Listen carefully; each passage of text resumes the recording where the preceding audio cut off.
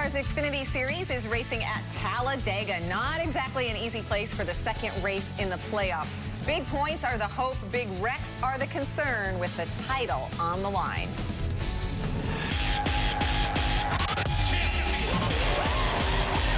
NASCAR is all about playoffs. If you don't make them, nobody views your season as a success.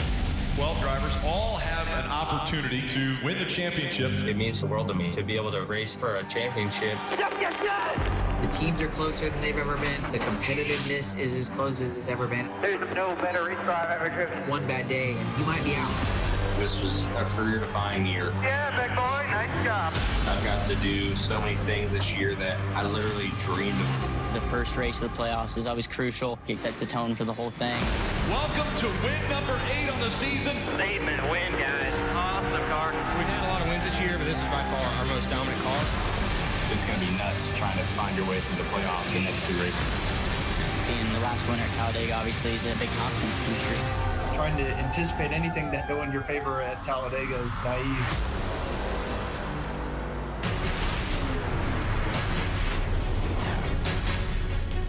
Welcome to Countdown to Green. The rest of the year, Talladega, Alabama is a town along Interstate 20, but today it is the eye of the storm as 12 drivers fight to stay in the playoffs.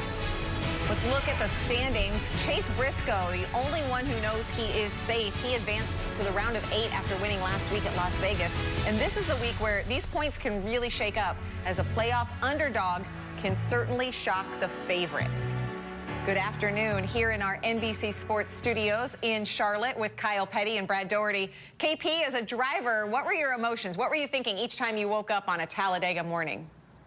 Okay, there were 2 groups of people. The dread group and the opportunity group. I was in the opportunity group a lot of times because this was one of the few places that you could go to and make something happen for yourself. Make a dream come true, seize that moment, and win a race. Where other places you felt like you weren't as competitive. So I think everybody, when they take the green flag, feels like they have a chance to win this thing. Yeah, that intrigue is what makes this race so, so palpable for all of us, because you're looking at guys who know they have to win today, and they can win today. It's expect the unexpected. Not just your normal players. Everyone has an opportunity, if the day goes right, to be standing in victory lane, and that's a long, long day, especially for those guys out front. Yeah, plenty of reasons to watch. Well, Kelly Stavast and Marty Snyder will be working the pits today in Dega, and they brought a friend because, well, you can only keep a crew chief away from the track for so long. Steve Letarte is there, and Steve, looks like you're right at the start-finish line. My second favorite place at the racetrack. Brad mentioned victory lane. That's everyone's goal. Well, who goes to victory lane can be determined at the start-finish line. That's obvious at every track, but here at Talladega, the location can't be discussed enough. A few thousand feet from where you expect it to be in the middle of the trial, with the start-finish line here at Talladega. After the trial, with 3-4 wide racing, we have seen winners be created in those extra 1,000 feet and races lost in that extra 1,000 feet here at the biggest track that NASCAR races at. Okay, with only 25 lap stages, if you are a team above the cut line, Steve, what's your strategy today? You know, the only way I know how to run Talladega was taught to me by Dale Jr., and that's aggression, aggression, aggression. I don't like to hang back. I think you have to push it. It's only 25 laps. There's no guarantee you're going to finish this race. The only guarantee of a good day is score points in both stages. So if I'm Cindric, Allgaier, one of those guys above the cut line, I am pushing the issue right from the start. Try to dominate the race, score points in those first 2 stages.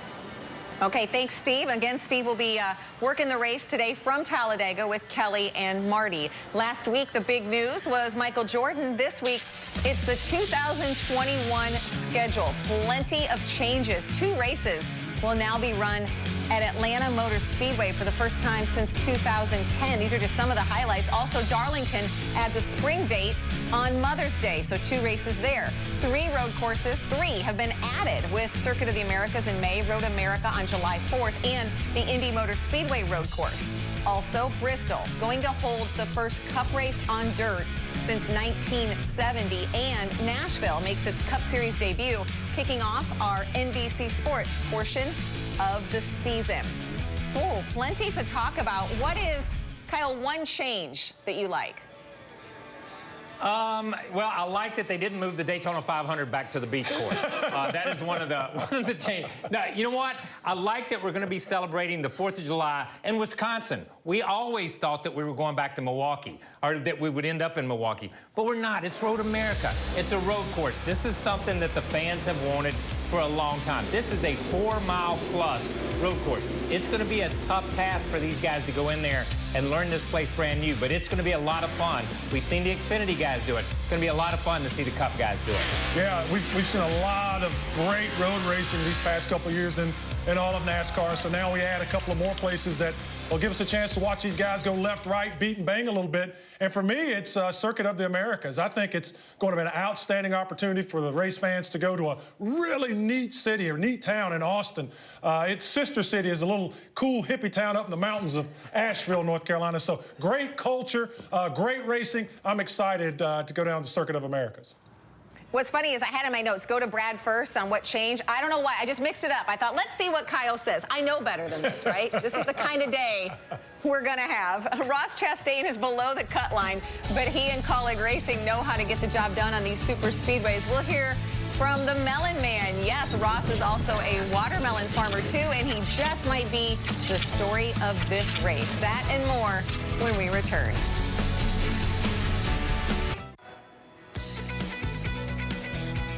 Are you ready to win $25,000? The free-to-play Finish Line app is here to make that happen with expert analysis and live in-race picks.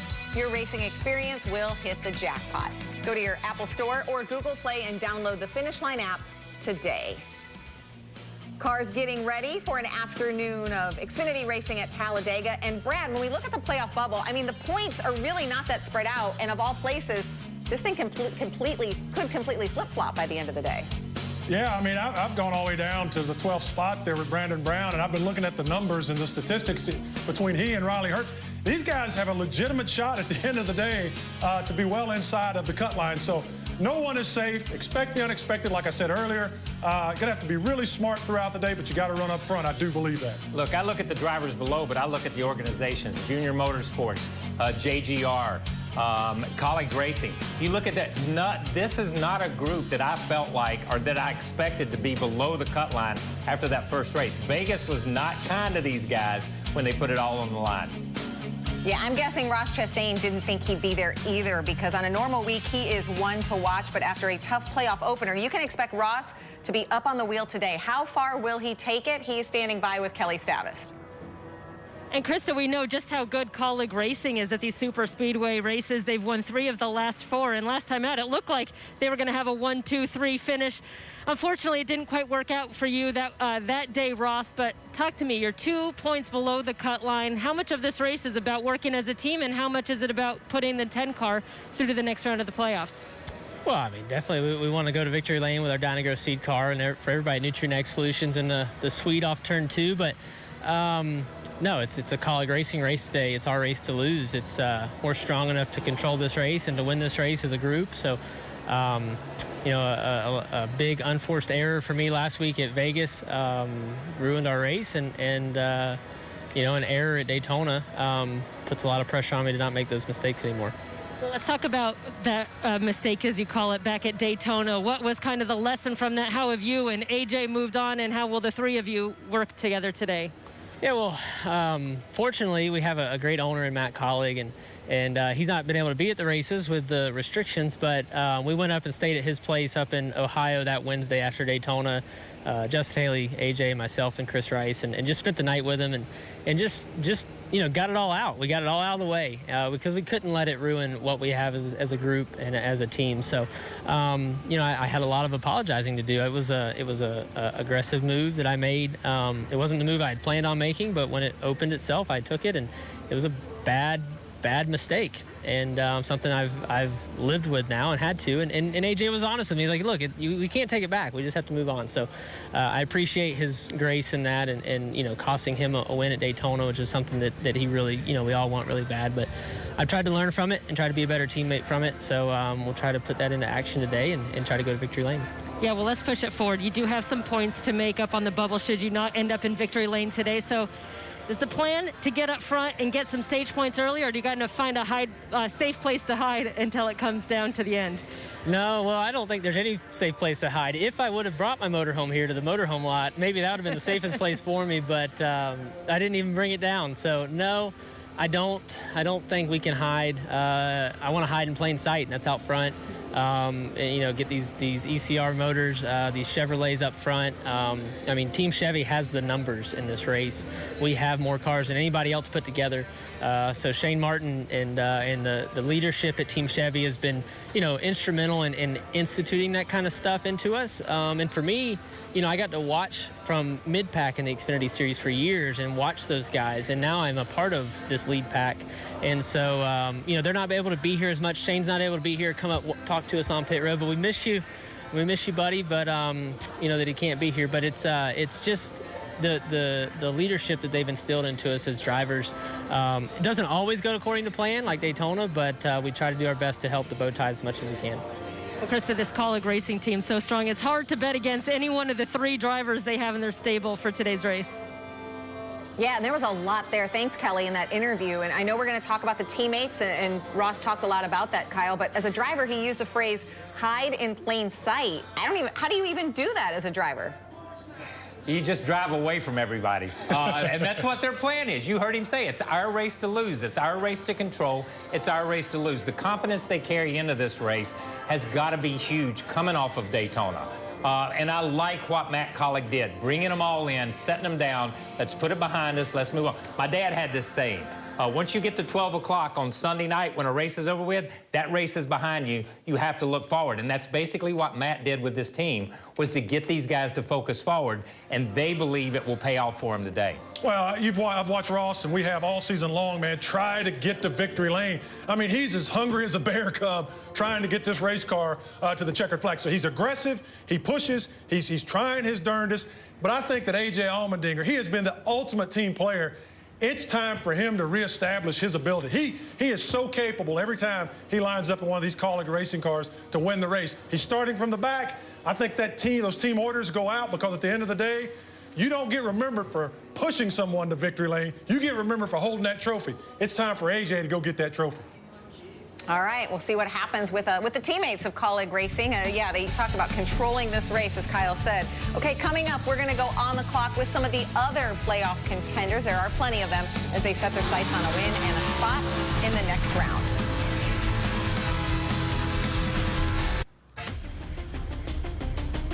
Make sure you check out Lost Speedways, a Peacock original documentary series hosted by Dale Earnhardt Jr. and Matthew Dillner.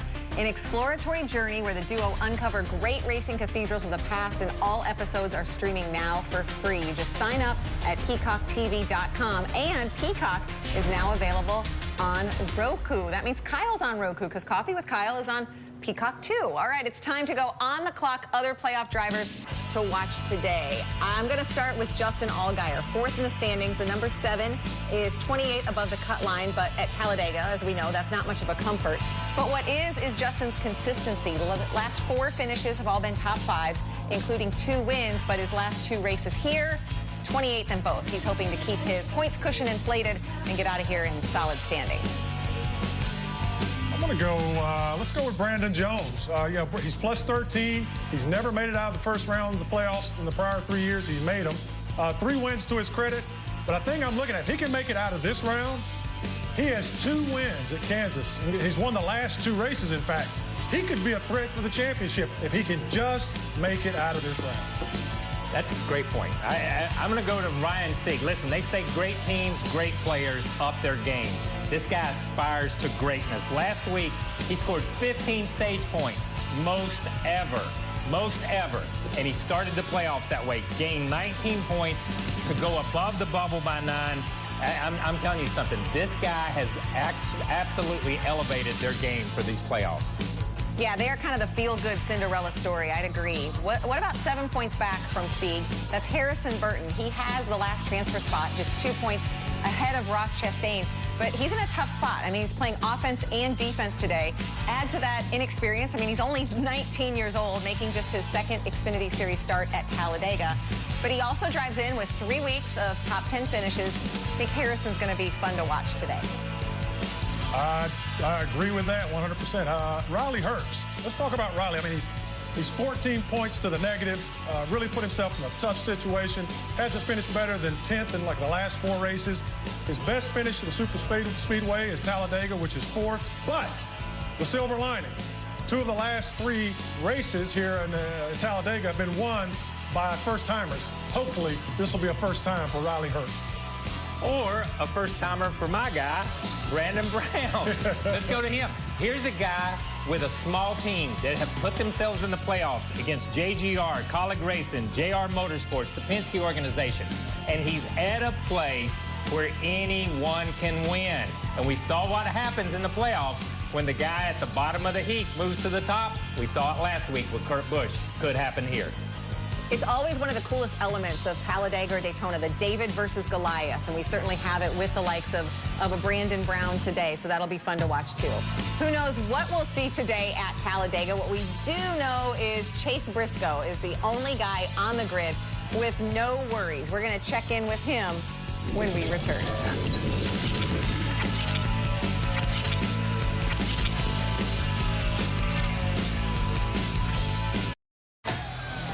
Really a career-defining year. It's all about Chase Briscoe. I think anytime you can be number 1, it adds a certain confidence. Chase Briscoe, he's been money all night long. Momentum is hard to come by. Game over. Sweep the weekend is exactly right. The bad news is it's really easy to lose it. And so we got to make sure that we stay on top of our game. Austin Cindric making history in what he is doing in this series.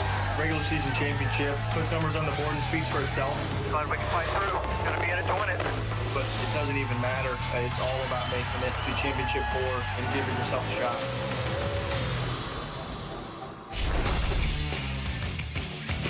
That was the trophy they're racing for. Let's take a look at the odds from our friends at PointsBet Sportsbook. The Colleague Racing Trio, Ross Chastain, Justin Haley, and A.J. Allmendinger, they're among the favorites for today. But Chase Briscoe may be worth it at plus 700. He's already into the next round of the playoffs. He can just go for the win today. He's with Marty Snyder. Yeah, Crystal, winning the first race of the playoffs has its advantages, and for Chase Briscoe, as you mentioned, already advanced to the next round, so that's a huge advantage for him. The pressure off at Talladega today. So any thought, Chase, to kind of just laying back in the back since you don't have to worry about advancing to the next round? Yeah, I mean, that would be nice, but I don't know, ever since I started talking to Dale about just the thought process behind these races, I feel like the aggressor is always the veteran to go, and it's kind of a fine balance. We got to try to help the 22 get locked in. Obviously, from a Ford standpoint, that's our #1 priority, but I feel like we're going to have a really good Ford Florence Racing School Mustang.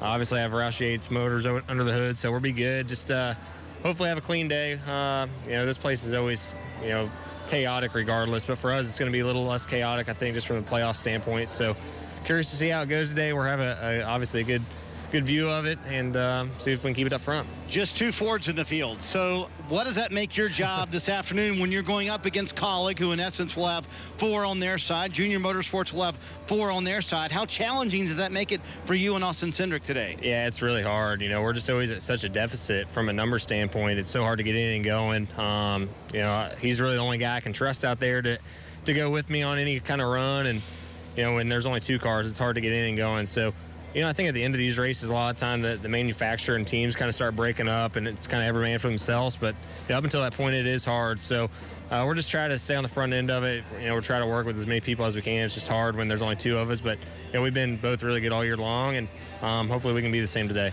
And Chris, I mentioned that to him a moment ago. Hey, you've advanced. Austin Cindric, your corporate teammate, has not. Has he reminded you that you should help him out today? He said, oh yeah, several times. Don't worry. He keeps mentioning it nonstop. Yeah, thanks, Marty. Something else he mentioned, the fact that they've been pretty good this year. Chase Briscoe has 8 wins on the season. Austin Cindric, 5. Again, Briscoe in with the win. Let's go to Steve Letarte, who's also at Talladega, with his thoughts on what he just heard there from Chase Briscoe and his thoughts on the race today. Steve? Well, thanks, Chris. What I like is Chase Briscoe's approach. I agree. Dale Jr.'s always said it. Take those runs, be the aggressor. Any sort of timid move seems to be where the accident starts here at Talladega. I think you have to race kind of for yourself. I know there's all these orders, and that's fine, but like Chase said, when you see 2 to go, 1 to go, you have to do what's best for your race car, be aggressive. That's how you score the best points, and that is actually, in my opinion, how you stay out of the accidents. The accidents, to me, why they are developed by blocking, it's the guys mid-pack and on back that usually get caught up, the ones that didn't take those runs earlier in the race. Yeah, and listen, Chase can look past this race. That's the one advantage that Chase has. He can do whatever he wants to at Talladega because it doesn't make any difference. He's moved on to the next round. And I look at last week for Chase Briscoe and say, statement win. He didn't just win the race, he dominated. He disappeared when Cindric started winning a lot of races, but he's back, and he seems to be back at the right time. The Fords are going to be competitive from here on out, no matter what, if there's only one or two of them. So for him, it's going to be interesting to see what he takes away from this race and how he runs this race for me. I hope Chase Briscoe is just giving us some lip service on helping Austin Cindric. I know they're both in Fords, but listen, that's going to be the guy he's going to have to beat for a championship. I wouldn't help him at all. So as we've talked about it, though, throughout the season, Chase Briscoe's name's been talked about from our side, the business side, about moving to the Cup Series. The other guy, Austin Cindric, had an outstanding season. And who'd have thought 2 years ago, this guy was primarily a road racer. He has developed his craft and his skill tremendously. So watch for him today. Watch for these two guys to link up and be very powerful. Austin Cindric, though, I think really wants to get to victory lane a little bit worse than that 98 because he still wants to he has something to prove. So we learned that Brad will not share his research notes with Kyle. There's no help. You're on every man for himself. No help. Both in the studio and at the racetrack. Justin Haley and Noah Gragson have split the wins on super speedways this season, but now it's the playoffs and the stakes have been raised. We are going to hear from them both coming up next.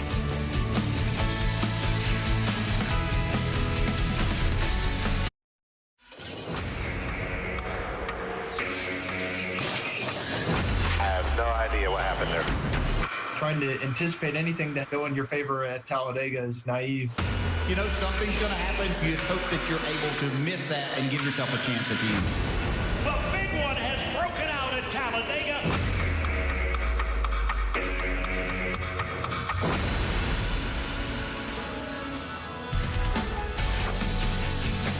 Perhaps no race more unpredictable, but Justin Haley today could join elite company. He is going for his third straight win on super speedways. To put that in perspective, only two drivers have done that in the Xfinity Series, both named Earnhardt. Dale Earnhardt Jr. won 4 in a row, while Dale Earnhardt Sr. won 3 in a row twice. Let's hear from Justin Haley now. He's with Kelly.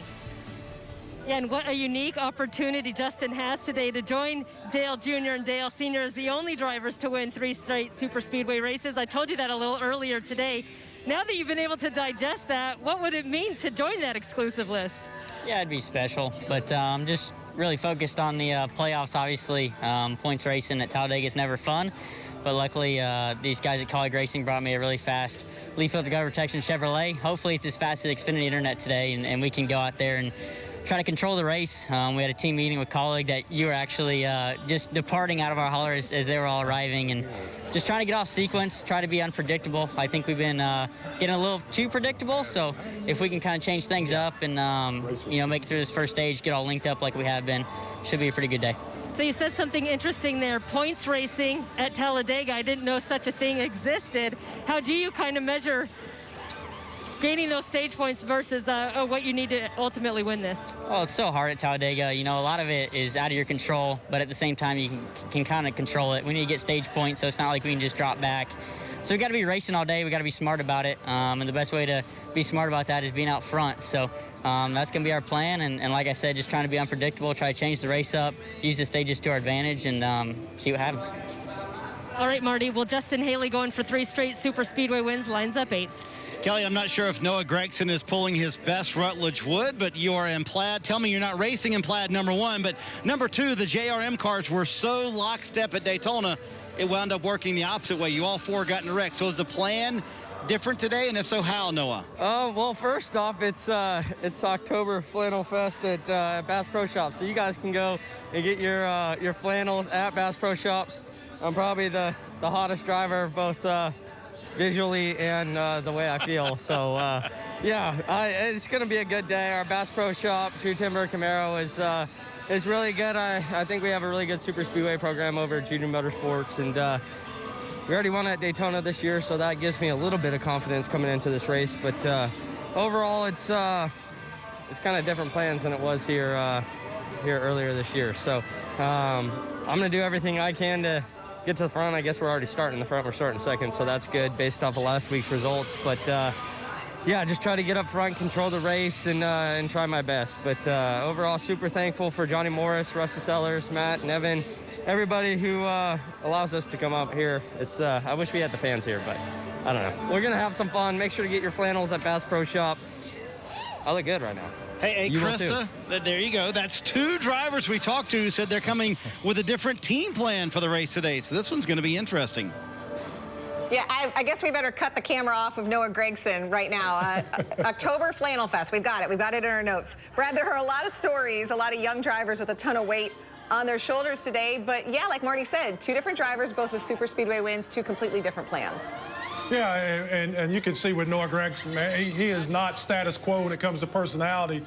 Neither is he when he's driving a race car. He's like racing around a porcupine. He's really prickly. He bangs into a lot of people, rubs a lot of people the wrong way, and he'll use you up. So he is fun to watch, and he is the guy in all these races, especially the Xfinity races, to keep an eye on at these super speedways. Yeah, keep an eye on him because he is channeling Clint Boyer right now. You ask him a question, he gives you an answer. It might not match the question, but he gives you an answer. But I'm going to tell you something.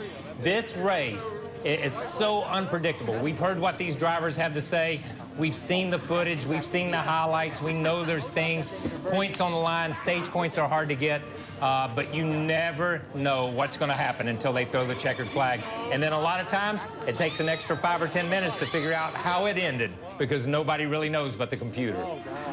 Yeah, so much uncertainty. So by my count, we talked about, or 11 of the 12 playoff drivers. Let's not forget that other one. Michael Annett scored a win on a super speedway. That was Daytona of last year, meaning all 12 drivers have a shot. And here's where it gets crazy. So do the 25 others in the field. And only 25 laps till the end of the first stage. So get your snacks ready now. You are not going to want to leave your seat once Rick Allen, Jeff Burton, and Dale Earnhardt Jr. take over. And that happens right here on NBCSN. Racing from Talladega next.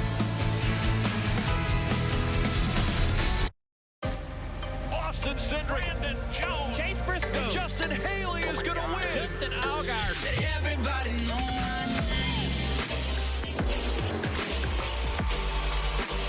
Everybody knows my name. Like what I do with all this thing. Everybody knows my name. Everybody knows my name. Yeah. It's NASCAR Xfinity Series playoffs from Talladega Superspeedway, the Ag Pro 300. Cars all in line at Talladega Superspeedway, and we are in Charlotte Motor Speedway in the broadcast booth alongside Dale Earnhardt Jr., Jeff Burton, Rick Allen with you.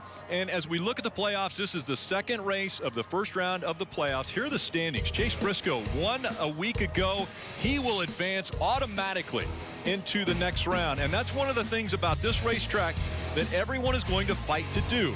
Win and you advance. And everyone in the field has a possibility of going to victory lane. Dale Jr., who do you think would be the favorite of this race? I don't know who the favorite is. There's a lot of guys that can win this race today, but one guy that I'm going to keep my eyes on, Ross Chastain. He's had the best season, most consistent season as anybody in the series, and he's -2 at the cut line right now. That's a terrible place to be for any driver, much less Ross Chastain. I mean, the guy seems like he's got championship caliber potential, but here he is with potential being knocked out of the chase or knocked out of the playoffs in round 1. So he does not want to go into the Roval still -2 or anywhere near the cut line. I think he can have a great day today, though. He's got a fast car.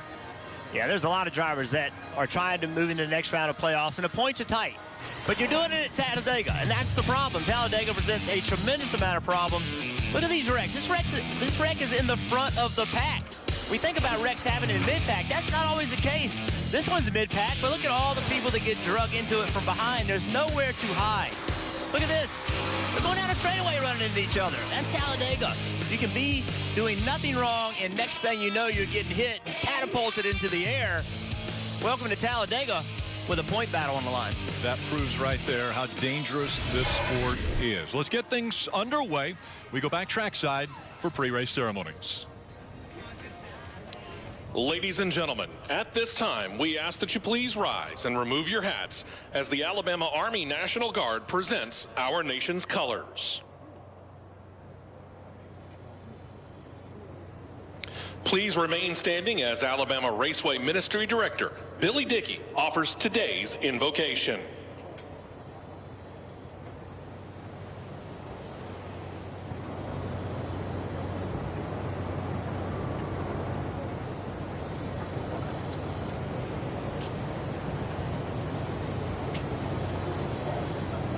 Help ensure our freedom and safety.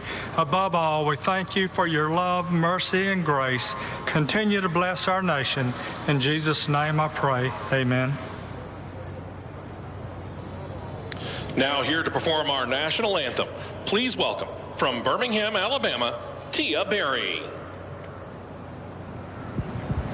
Oh, say, can you see by the dawn's early light what so proudly we hailed at the twilight's last gleaming, whose broad stripes and bright stars through the perilous fight o'er the ramparts we watched were so gallantly streaming, and the rocket's red glare, the bombs bursting in air, gave proof through the night that our flag was still there.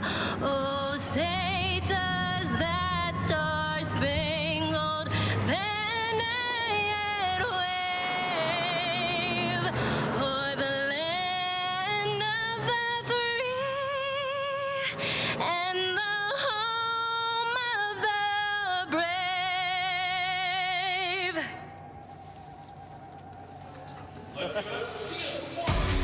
Is this the calm before the storm?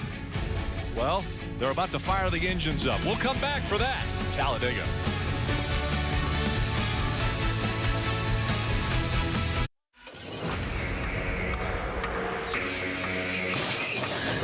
I have no idea what happened there. Trying to anticipate anything that go in your favor at Talladega is naive. You know, something's going to happen. You just hope that you're able to miss that and give yourself a chance at the end. The big one has broken out at Talladega.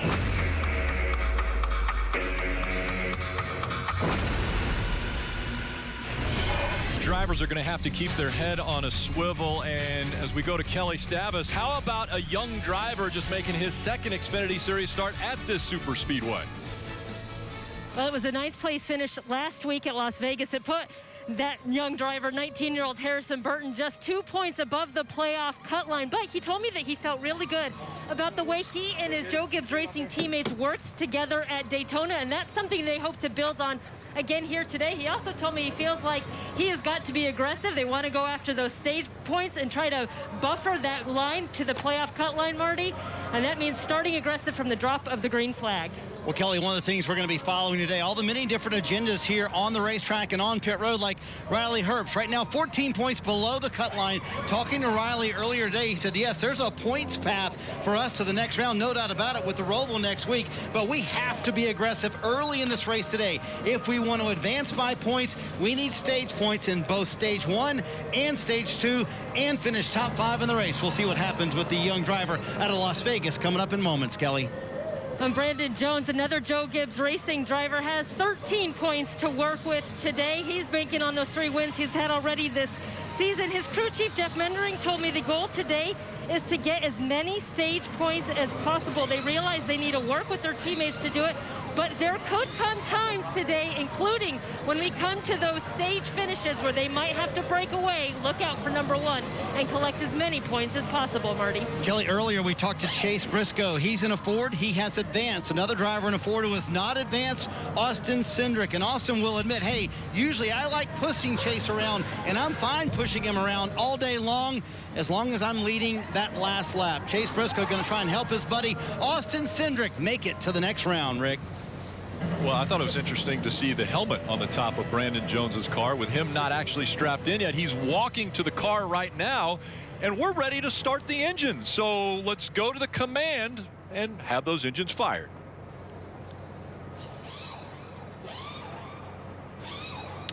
And now, here to say the most famous words in motorsports, Ag Pro Company's partner and corporate sales manager, Timmy Hires. Drivers, start your engines. Fired up when you're ready. Are you going to park? You ready?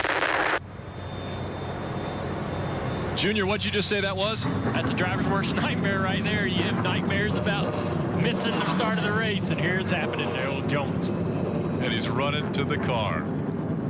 We are getting ready for Talladega at its finest. That's right, the Xfinity Series, race number 2 of the first round. He called his shot at the beginning of the season. Chase Briscoe, he's been money all night long. I wouldn't bet against him winning again. We gotta show the world, gotta show the world, gotta show the world tonight. That we're not giving up, we're not giving up, we're not giving up the fight. Light it up, light it up, light it up tonight.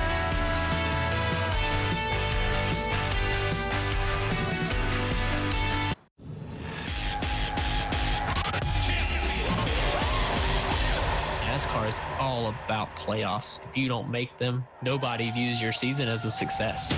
12 drivers all have an opportunity to win the championship. It means the world to me to be able to race for a championship. The teams are closer than they've ever been. The competitiveness is as close as it's ever been. There's no better race car I've ever driven. One bad day and you might be out. This was a career-defining year. Yeah, big boy, nice job. I've got to do so many things this year that I literally dreamed of. The first race of the playoffs is always crucial. It sets the tone for the whole thing. Welcome to win number 8 on the season. Statement win, guys. Awesome car. We've had a lot of wins this year, but this is by far our most dominant car. It's going to be nuts trying to find your way through the playoffs the next 2 races. Being the last winner at Talladega obviously is a big confidence booster. Trying to anticipate anything that go in your favor at Talladega is naive. We're going to see teams working together, but the uncertainty of how that all goes, well, we're going to wait to see how that all unfolds. And we take a look at the starting grid. The 25-year-old from Mitchell, Indiana, Chase Briscoe, the winner of last race and secured into the next round. He starts on pole alongside Noah Gragson. We see Justin Allgaier starting in fourth place. No Superspeedway top 10s this year. Daniel Hemrick, 6 runner-up finishes in Xfinity Series, still going for his first win and 5th place. Yeah, we roll all the way down to Riley Herbst, Las Vegas, Nevada. Got to get a little work done today. Further down the list, A.J. Allmendinger back there in row 18. Will he ride around? Wait till the end to get to the front. It's going to be fun to watch him. We know he'll be a contender when all is said and done. Well, it ended up the last time we were on a super speedway where A.J. Allmendinger and the 10 of Ross Chastain were working together, and then it was, well, not working together anymore. They ended up wrecking toward the end of that race. That's what the teammates are hoping doesn't happen today. One guy that's out there that doesn't really have a teammate, he drives a Ford, and there's only one other Ford out there, is the driver of the 98. Slow on the racetrack right now. Is he indexing the wheel, Jeff? Is that what they're doing? He is. He's just getting his wheel where he wants it to be. See that red stripe on the top of the steering wheel? He wants to get that centered up so that when he's on pit road, the front tires are both straight in the wheel wells so that the pit crew guys can get the tires off. So we really want to let him get going again here before we bother him. Obviously, the car shut back off. Actually, it's running now. But he's moving that steering wheel, just getting that line where he wants it to go. So as he starts to roll off and the car's going straight, that red mark is straight up and down, directly in front of him. That's what he's looking for. I think it's okay to join him now. He's getting caught back up to the field. Just let it. Let's just so he doesn't get into a wreck. We don't want to be the cause of a wreck, if that's okay. We just wait for him just a second here.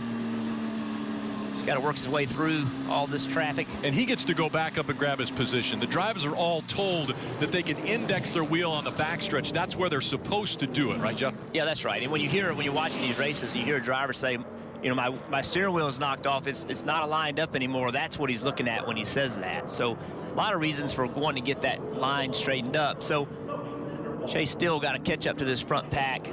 Typically, when you're in a car Friday and Saturday practicing and running a lot of laps, you really get an understanding of what spline that steering wheel needs to be on. These guys don't get a chance to do that, obviously. So I'm sure a lot of these guys have a lot of problems with indexing throughout the year. All right, we're going to be safe now. So let's join him. Hey, Chase, guys in NBC booth, you got us? 11 clear. All right, buddy, you are the only one here with nothing to lose because you won last week. Tell us how that changes your approach today.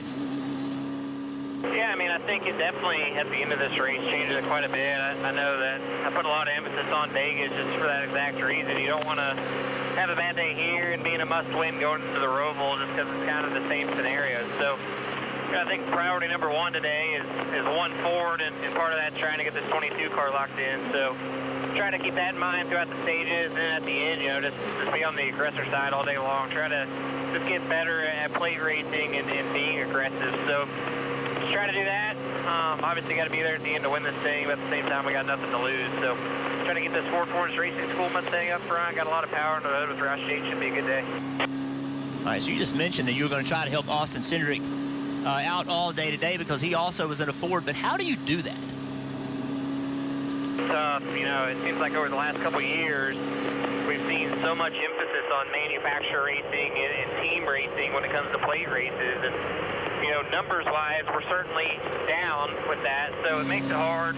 But I think just trying to stay committed to each other. We're already at a deficit with only being 2 cars, but, you know, we're each other's, you know, best ally on the racetrack. So, you know, we might be down numbers-wise, but, you know, we both have 2 really strong cars, which helps. So, you know, if we can get a little bit of help from another team, that'll go a long ways, but just got to both be there at the end, and that'll help our chances. All right, buddy, good luck. We appreciate you taking some time with us today. Thank you, guys. All right, Junior, we know that we're riding along with Chase Briscoe, right? Yeah, Briscoe's got the U.S. Census camera on board. Has that helmet cam. That'll be pretty fun seeing his point of view and where he's looking. You know, we'll be able to tell when he's looking in the mirror and so forth and what he's trying to check out. Winamac, Indiana's Justin Haley's going to be carrying the leaf filter camera. He has a side panel on this car as well. Alva, Florida's Ross Chastain has the Nutrient Ag Solutions camera. And he has a helmet cam as well. His helmet cam looks a little lower. I kind of like that vision there, right out the...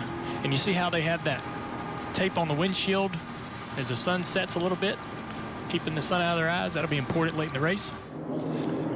Cars are headed down pit road. They're going to check their speed there. They haven't been able to do that because, as you mentioned, no practice, no qualifying. A guy who's very familiar on pit road, our own Steve Letarte, is at the track. And Steve, what have you noticed so far?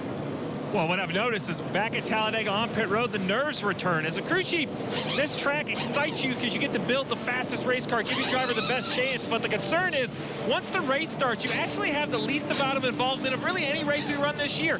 Handling doesn't make a big difference. Really, your only goal is to kind of orchestrate the race. Make sure you pit your car. We just heard Chase Briscoe said, hey, he wants to work with his other Ford teammate of Austin Cindric. Well, to do that as a crew chief, you have to manage the race and make sure you pit together. There's 2 short stages to start this race, so you have to have a good plan in that final stage. 113 laps, 300 miles, as I mentioned. Stage 1 and stage 2, only 25 laps. Rick, it's that final stage, 63 laps. They can only go a little over 40 laps on fuel, so a pit stop's going to be required. What strategy will you have to not only have track position, but to stick with your dancing partners? Whoever you want to work with, you can't break them up on pit road. Well, we'll see how that works out for each team, and a lot of manufacturers will try to work together as well. Before the green flag flies, let's go back to pit road and Kelly Stavist. Rick, Brandon Brown is one of the great underdog stories here in the Xfinity Series playoffs, and even before the first race last week at Vegas, he pointed to Talladega as his shot to advance on to the round of 8.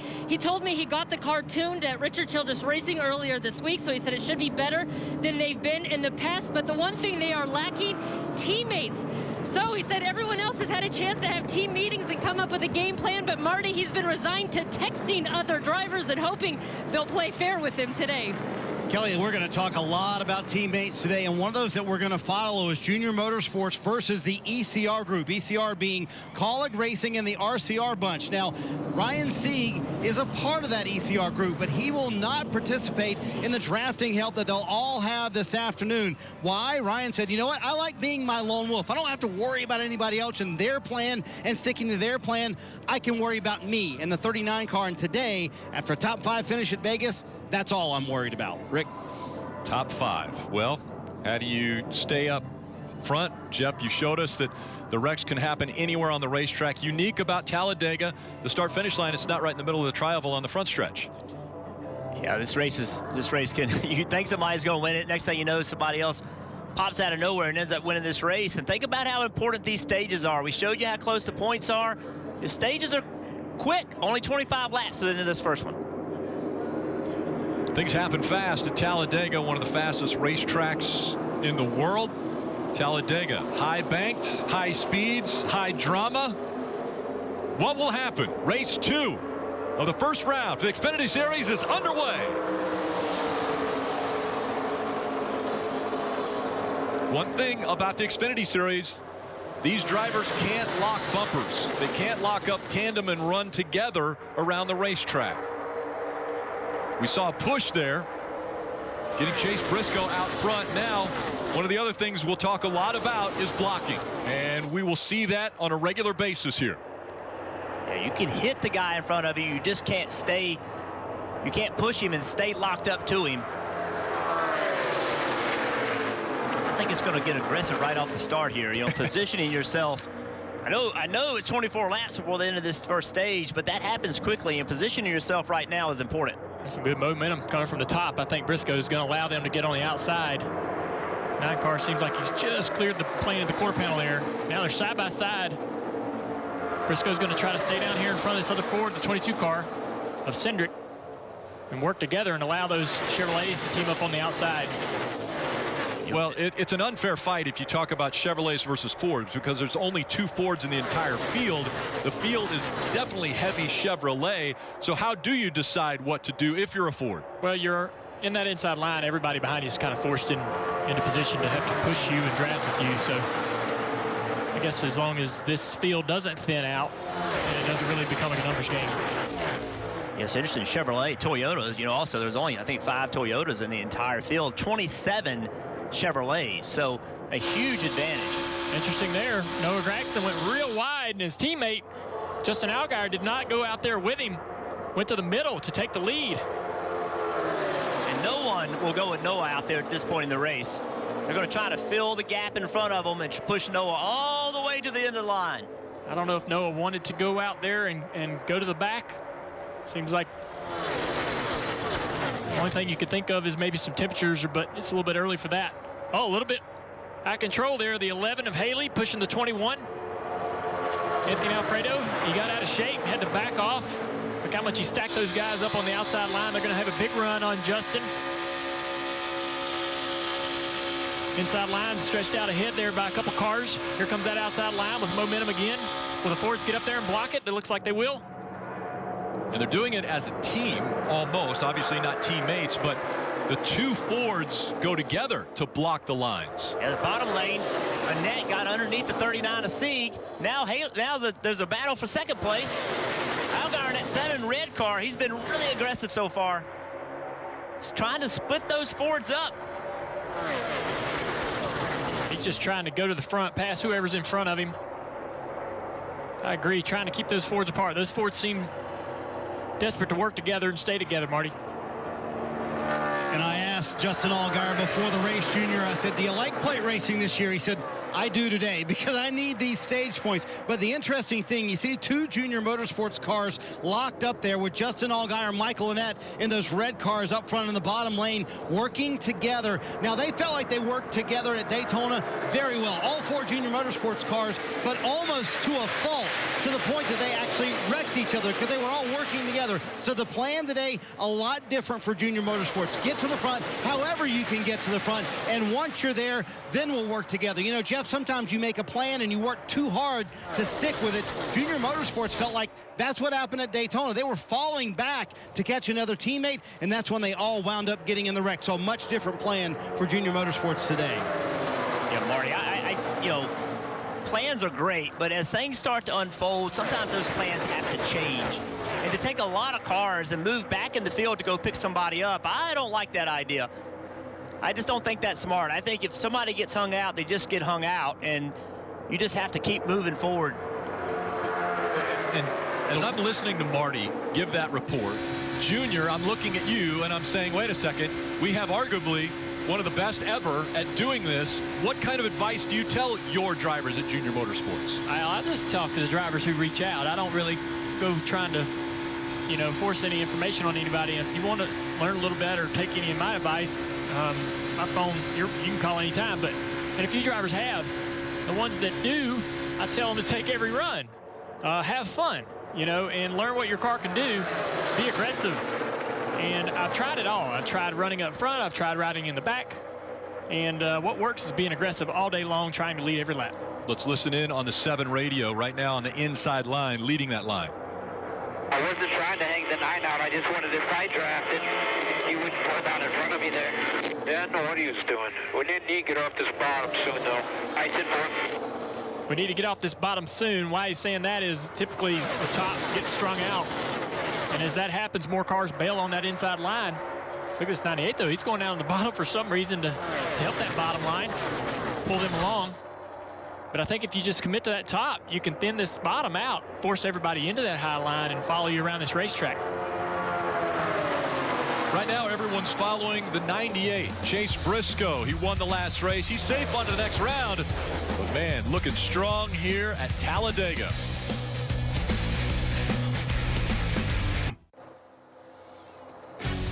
NASCAR on NBCSN is brought to you by Credit One Bank, the official credit card of NASCAR. Perfect for race fans. And by Toyota. 7 of Justin Allgaier has pulled even with the 98 of Chase Briscoe, so no blocking for Briscoe right now. The fight is the inside line or outside line, which prevails. That's pretty smart, though. I mean, you can block, be aggressive, probably maintain that lead, but Briscoe thinks it's early in the race to be doing anything aggressive like that, so he's going to trust this outside line to prevail. It looks like it will. Saw the leaf filter 11 of Justin Haley moving to the inside a little bit, trying to get some clean air. Well, he saw an opportunity to get on the quarter panel of the 7 car in side draft, so when he went down there, the 22 just looked in the mirror and saw him and was going down there to block him, but also help at the same time. And you saw how when that 11 side draft the 7, what that did was it helped the 22, right? Now that whole outside line got a big run, and all that started in the 2nd row. It shows you how important it is. Justin Haley doing his job there, pulling the 7 back, how much it helped that outside get forward momentum. And more and more cars start heading toward that outside lane. It's going to be imperative to get there. You see that top line moving right now. Chase Briscoe has really kind of dictated the pace of this race so far. He knows that his corporate teammate Austin Cindric in the 22 right behind him is the driver that needs to win the race. Chase Briscoe's already advanced to the next round of the playoffs, but they really feel like Austin in the 22 pushing Chase in the 98 is their best recipe for success. And Austin told me, hey, as long as I'm leading the last lap, he can lead all the rest of them he wants to. But Jeff, making those plans, very difficult on the execution side. You and Clint Boyer a number of years ago had a plan like that at Talladega here a few years ago. That worked, didn't it? But it doesn't work for one driver. One driver's got to be willing to give up that win. Yeah, it worked for Clint. Not sure it worked for me. One driver. But you know, that was their plan going into that race, and I think that's what you have to do in this situation. You know, I don't think that Briscoe would be disappointed for, you know, to help Cindric win the race. Although part of me is like, why would you help a guy that you think is going to be your toughest competition? The reason and the answer is because Ford has asked them to work together. Only 2 Fords on the racetrack together, and Ford's asked them to go out of their way to help each other. Sitting here with 13 to go, coming to 12 to go. Ross Chastain is sitting in around 13th spot, sort of hovering around the back of this pack. He needs I think a top 4, top 5 finish in these stages to try to acquire as many points as he can throughout the race. Be interested to see if he tries to make any moves as we start to close in on the finish of stage 1. I think what's interesting right here too is you see, looking out of the back with this United States Census 2020 camera, back of that 22 car, they're on the bottom. That's really helping that bottom lane. If these 2 cars stay on that bottom, it will continue to pull the bottom lane forward. When these 2 cars move to the top, it will slow that bottom lane up. Because clearly this 98 and 22 are very fast. All right, right now the 22, Cindric chasing after the 98. Let's listen into his spotter right now, and that would be Coleman Presley. Half behind you, squared. 7 is still clear. All right, the 7 is still clear. Both lanes are built equal behind. The 7 is still clear. Both lanes are equal. 7 is still clear. The top's moving slight. 1 ahead of the 7, outside quarter of the 7 now. Both lanes are equal. 7's going to get to you sooner. All right, half behind both lanes. Top is behind, bottom's ahead. Bottom lane got quarter paneled. Both lanes are going to get there at the same time. You're 1 ahead. Bottom lane's tighter, top's a nose ahead. Top's a nose ahead by 1, now bottom's even. So imagine being in the car and listening to that information. You don't even have to look in the mirror. The information is so precise that you don't have to look in the mirror and you can really pay attention to what you're trying to do, what runs you're trying to create. The spotter game has picked up in the last decade. It is so critical at places like Daytona and Talladega. Coleman Presley, Robert Presley's son, Coleman actually raced as a driver. That's pretty critical, I think, in the spotter game to have some driving experience. Drove for Junior Motorsports in Xfinity Series once. You saw that move by the Fords. They jumped up in the outside lane. That gave everybody on the bottom the signal. You better start looking to get to the top. If they're going to run that top lane and drag everybody up there, you better find a way to get there. Things are about ready to pick up as 9 laps to go in stage 1. You're not going to miss a thing. We're staying here. NASCAR nonstop. We made USAA insurance for members like Martin, an Air Force veteran made of doing what's right, not what's easy. So when a hailstorm hit, USAA reached out before he could even inspect the damage. That's how you do it right. USAA insurance is made just the way Martin's family needs it. With hassle-free claims, he got paid before his neighbor even got started. Because doing right by our members, that's what's right. USAA. What you're made of, we're made for.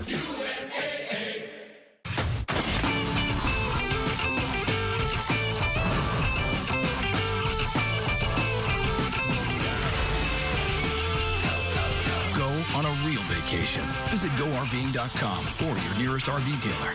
We buy so many different things online, from shoes to socks to shoe socks, baby food, dog food, parrot food, a scarf, the scarf tube, sleeping bag, suit, huh? So why not tires?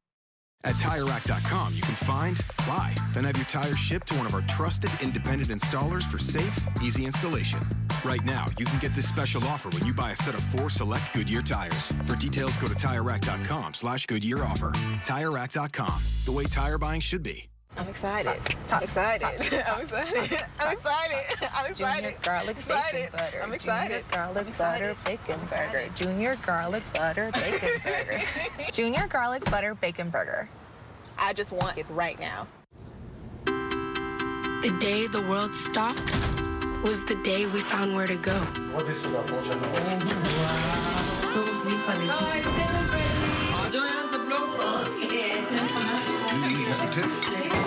From now on, we're not going to leave anything on our plates because we've learned to savor the moments that were always there, and they never tasted this good.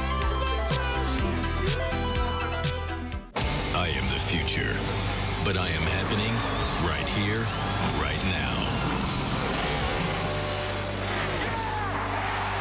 I am where names you know become names you'll remember forever. AT98 behind 890. Names etched in metal, in memory. What name will we speak of long after this? I am going to show you. I am the NASCAR Xfinity Series playoffs. Names are made here. The fastest show on earth always demands your very best. And here it is in the middle of the playoffs with all that pressure and the big one just out there waiting. The NASCAR playoffs continue on NBC.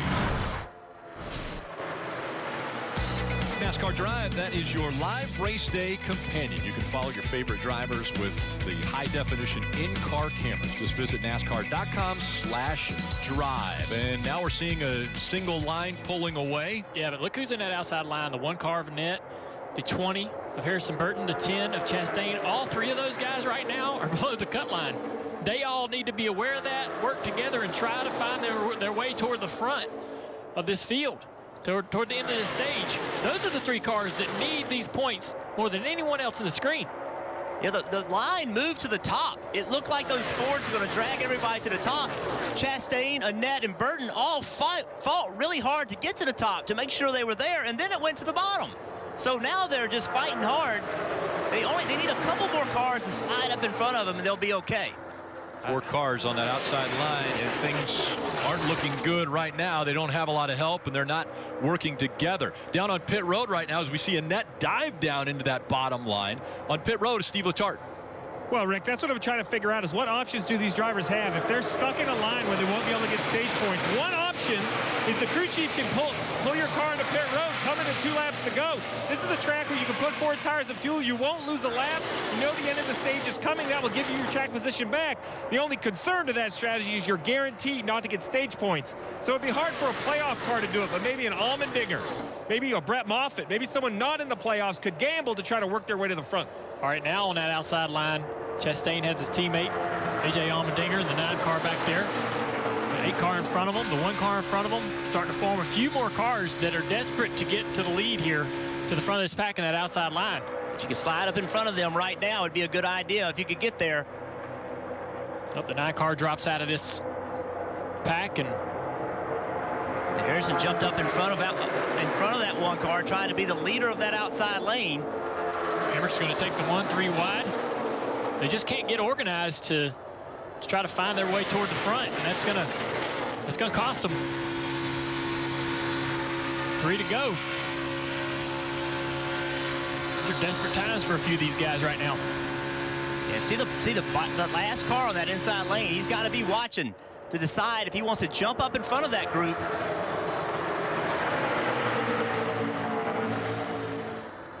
Kelly, what do you have on the 16 car? Well, we're always talking about these game plans and teams working together, but for Kaulig Racing, that meant getting A.J. Allmendinger in that number 16 car all the way from the back up to the front. Remember, he lined up 36 because he's only a part-time driver. You see him now behind his teammate, Ross Chastain. I asked A.J. how he gets it done because his teammates don't know. They said, all of a sudden, we'll look up in a rearview mirror. There he is. And A.J. said, it's just these fast cars that we have. But he admitted that come Daytona a few weeks ago, his job was getting a lot more difficult. He said all the other guys in the mid-pack know that once the 3 Kaulig drivers hook up, we are pretty much unstoppable. So they've made life difficult on AJ. At least 2 Kaulig racing cars together now. There's the 3rd one, the 11, and next to him you see that bright yellow 19 car of Brandon Jones. What a job he has done. Remember, we saw him literally running to his car, was late to driver start your engines. His crew chief, Jeff Mendry, said, I guess he just didn't realize he knew what time he had to be at the car. But guys, I think Junior said it was his worst nightmare come true. How do you kind of get yourself under control? You've missed all your pre-race rituals. You hop in the car, and oh, by the way, it's playoffs and it's Talladega. Lots of shuffling around right now. Final lap of the stage. Who can steal a few spots here? Harrison Burton right there, 3 wide on the outside with his teammate Riley on the high side here. Guys making some ground up. Never before has racing been this intense with this many laps to go in the race, but these points are huge. Jeff, you said it, 3 races inside of this race. This is coming up on the end of the first race, which is stage 1. Briscoe has been able to stay out front. He's been able to hold on to that top spot. Right behind him has been the 22 of Austin Cindric. Everyone else fighting for points behind him. As they come to the end of stage 1, it's going to be Briscoe winning. 4 wide as they cross the stripe. Harrison Burton was able to get 8 for a couple of points there. Sieg also up there. He finished 7th. Chastain and Annette. Gregson. No points for those guys outside the top 10. Yeah, all the way Brown, Chastain, Gregson, Annette. None of those drivers were able to gain any points. Chase Briscoe, he won the last race. He wins stage 1. He's got it going on here at Talladega. Looking very dominant today.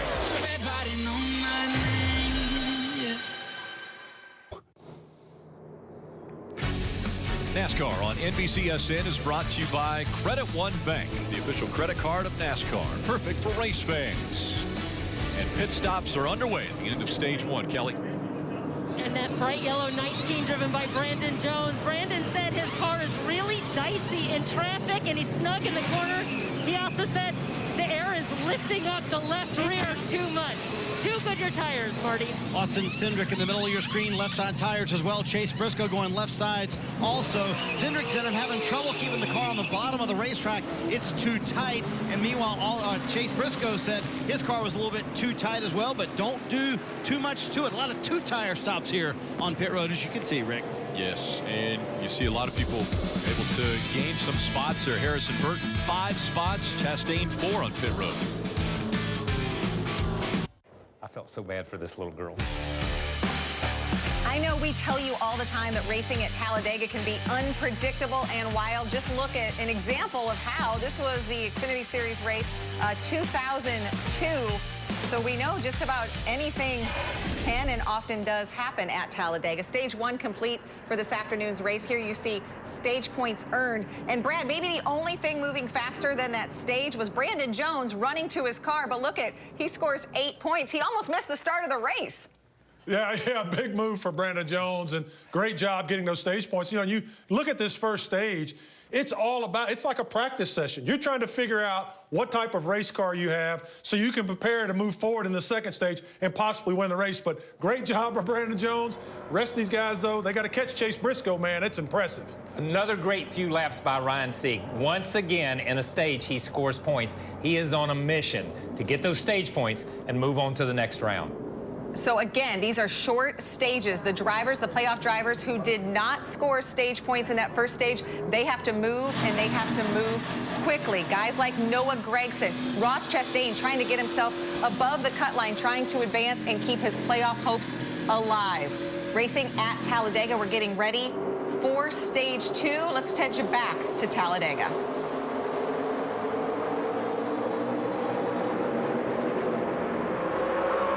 Stage 2 back underway, and up through the gears they go. Briscoe goes down to block that inside line. They mentioned it. Brandon Jones, remember, he wasn't even in his car when they fired the engines, and a good finish for him in stage 1. How about Harrison Burton? He's moved up to the 3rd spot after a great pit stop by their crew. Got him back out in good position. And Sieg also needing points. A good finish in stage 1 for Ryan Sieg. Big run from the inside here. The 3 Gibbs cars all teamed up. They're going to get to that quarter panel of the 98. Almost clear for the lead. Not quite. A lot of side drafting going on there. Keep those cars side by side. That's Ford versus Toyota. Joe Gibbs Racing cars lined up on the inside. The 19, the 20, and the 18. Can they work together against only 2 Fords in the field? The 98 and the 22 trying to fight on the outside line. Well, we know how committed these 2 Fords are to staying together. It's worked for them so far this race. They've been in the front the entire time. Now the Toyotas are lined up together. It's been since 2014. Elliott Sadler won the last race for Joe Gibbs Racing in a Toyota. So these guys trying to get a win. It's been difficult on plate racing for them. How about the 21 back there, the 4th car back on the high line, Anthony Alfredo, guy who finished 6th here earlier this year, now fighting again, doesn't make all the starts in the Xfinity Series. He is a wild card, right? He's one of the few guys that'll be up here in the top 10 the whole race that is not part of the playoff race, and he can do anything and everything he wants. He's not tied to any car, any teammate. He might help that 39 car a little bit. I think they do a little work with RCR, but for the most part, he can race this race however he likes. No RCR cars in the playoffs. That frees him up. And I think, too, his inexperience. You know, he may very well become a great race car driver, a great plate racer down the road, but his inexperience and his eagerness makes these guys a little nervous, I'm sure. This outside lane is formed up. They've really got the Toyotas. Alfredo jumped to the bottom. But look at that outside lane. All those Chevrolets led by 2 Fords. Outside's the place to go right now if you can get there. Well, that's my question, Jeff. As I watch this race, you keep mentioning only 2 Fords, but is it perhaps just easier? With only 2 of you, while you don't have the raw speed of 4 or 5 cars, they've done a great job of managing that track position, and you only have to worry about taking care of 1 other car. I think that's look at this 21-year-old Anthony Alfredo. Well, he's being aggressive. He dove to the inside, which was a big mistake because I thought he was going to get hung out. But then Chastain went down there to help him and push him clear into third place. Now Chastain's the car on the inside who needs a little help as he's fading back. Cars are starting to go to the inside as they get runs, but then others are bailing on that inside line, as you see there. And that's the question, just how many cars are going to end up down there? You can see as many guys. Oh, Hemrick squeezed in front of Sieg. Sieg hung a left. Will that work out for Ryan Sieg? Man, there's a lot of cars in that outside line. And I just have a feeling that it's a matter of time before everyone's up there. You don't want to be one of these guys that can't find his place. It's kind of like musical chairs. It happened in the spring race, and I think all those drivers watched that, and they saw the line forming. Think about, you mentioned it, the inexperience from that first car on the inside. Anthony Alfredo does not have as much experience trying to make an aggressive move, but is the outside lane just going to pile up on him and just put him at such a disadvantage? Yeah, look how aggressively he's trying to side draft and stall out that car on the outside. These three guys on the inside now, the 21, the 39, the 1. In big trouble trying to find a gap in that outside line, Marty.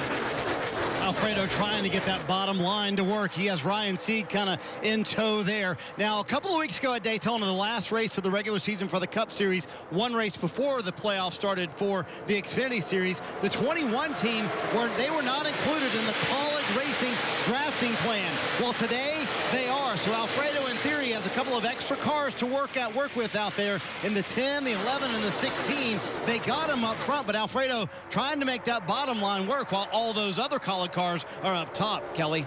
Time for our Toyota driver update, and all three Toyotas from Joe Gibbs Racing have been able to get in line nose to tail, and they have moved up to that outside line. When I talked to Harrison Burton, driver of the number 20 car, he told me although they were able to work really well together at Daytona, he said the cars didn't really work that well together. He said they had a hard time pushing each other, a hard time getting to each other's bumpers, but he was hopeful cooler temperatures and a different racetrack would help them out today. We saw them running the inside line, but guys, they had to move up top when that line just gained so much more momentum. Things happening fast once again here at Talladega. Just 15 laps to go in stage 2 already. And it's still the 98 of Briscoe out front.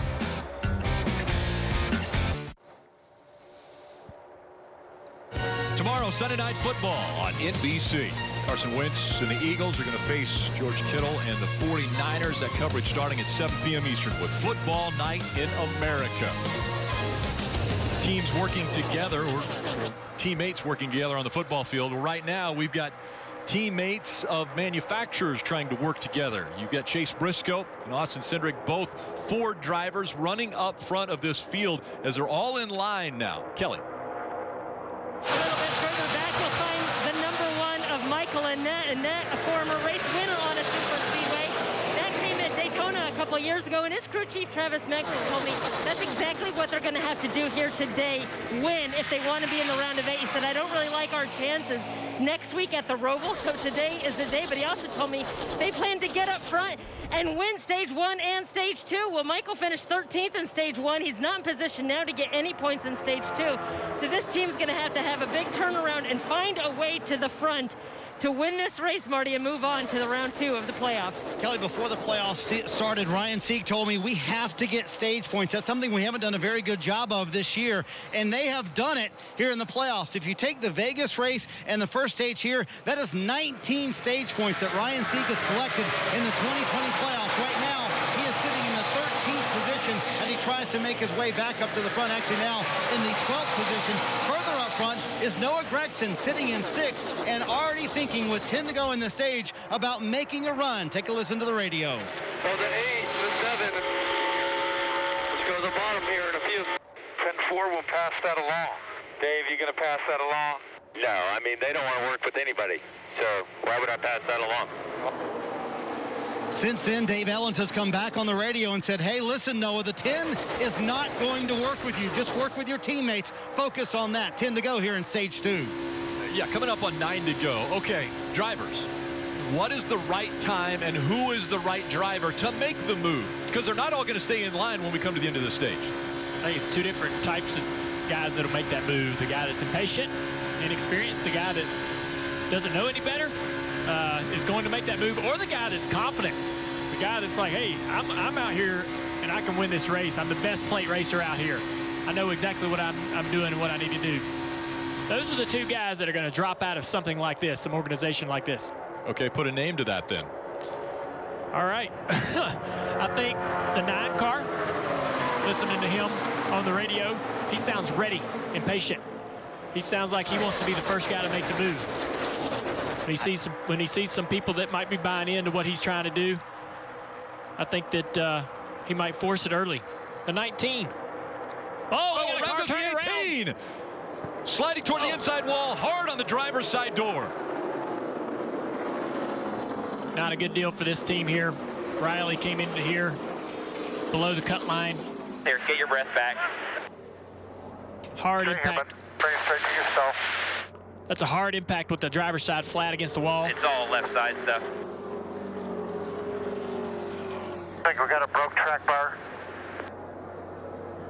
Yeah, so much damage right there. That's going to be hard to recover from that. You mentioned it, Junior. A ground to make up anyway. It's a little bit of contact coming off turn 4. You can see he's on the bottom. Can't make out who that is. Just goes up and tries to side draft him.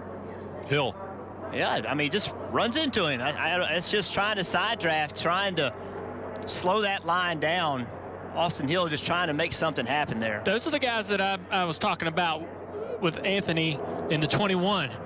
Austin Hill's another guy. Nothing to lose. Out there racing for himself. No points, playoff battle to be a part of or anything like that to worry about. I wrote a list of drivers down that are in that boat, and he was one of them that can go out there and race their own race. And those are the guys that are going to mix up what happens here today. They're going to create these dramas for the playoff guys. Marty.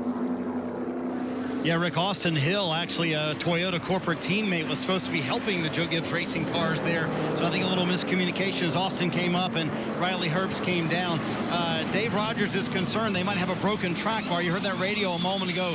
The left side of this car is absolutely damaged, especially the left front. So Rogers telling the team, hey, let's go see if we can make a couple of laps. We'll see if we can make it work, but I don't see this car even maybe meeting minimum speed. Let's see all that left front damage as they kind of peer inside to figure out if there is any suspension damage. But again, they're worried they might have a broken track bar. It was a big hit. Austin Hill got to the inside of that 18 of Riley Herbst, then Herbst into the inside safer barrier.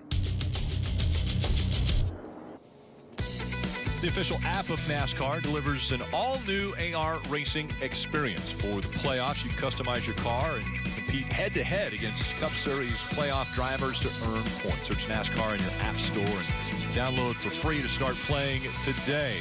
It's getting close to the end of Stage 2 for the NASCAR Xfinity Series playoffs, Ag Pro 300. A few pit stops took place. Marty?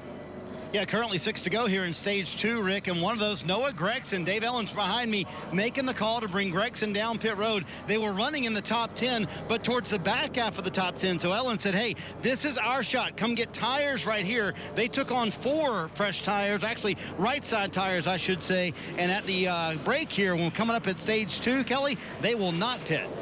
And Marty, among the handful of drivers who took the opportunity to come to pit road, the one of Michael Annett. But unlike Noah Gragson, he was outside of the top 10 and did not look like he was in position to pick up any stage points. So Travis Mack called them to pit road. They took 4 Goodyear tires. And so, Steve, a little bit of split strategy here. How do you like these calls? Split strategy, Kelly, and I love these calls because from here, every car can make it on one more stop. So the guys that haven't pitted, they're going to have to pit here in 5 laps at the end of the stage. Noah Gragson, Michael Annett, they've already made that pit stop. They're going to get track position back. And I'm a believer that they're going to get back to where they were running right inside or right outside the top 10 without problem with 4 laps to go. I actually think the new tires and some aggression coming from the back, they can actually improve their position. Love this pit call, both from the 1 and the 9. And as Steve mentioned, they're only going to have to make 1 more stop. So they'll stay out at the end of the stage break. Everyone else will have to come at the end of the stage break and then come again in the middle of Stage 3. Yeah, I think that decision was a little bit harder for Ryan Sieg, Harrison Burton, Brandon Jones, Ross Chastain. They all need points, and they were going to have to give up track position with only 4 laps to go in this stage, and they were just afraid to do it. You can see where the 9 car is. He's behind that purple car, the Bass Pro Shop car, toward the back of the pack. Look at the track position that he gave up. Let's see if he can get it back. I agree with Steve. I think they can get it back. The key is you have to go through all this stuff, which exposes yourself to perhaps a little more danger, but he's only 6 rows further back than he would have been had he stayed out. Yeah, I think this is I mean, it's pretty easy to drive through the field. It's hard to take the lead, though. This is a play to later in the race sort of cycle in front of the 98 due to pit stops. They're hoping that's how that's going to work out. I'll go one more. I think the 9 and the 1 will outrun the 20 and those guys that stayed on the racetrack. I think they'll have the momentum coming from the back. We'll see if that happens. And again, this will be the end of the second race. We mentioned it's really going to be broken down into 3 races today. Chase Briscoe, by the way, the guy hasn't lost anything since stage 2 at Bristol. He has been a dominant performer. Let's see how he does with 4 laps to go at the end of stage 2. Oh, the 10's got spun into the outside wall. And then he gets tagged as well. Right as they're coming up to speed, the caution comes out. Ross Chastain got spun coming up through the gears. All right, guys, a lot of damage here. Ross, let us know when you can. Saw they all got stacked up trying to get restarted.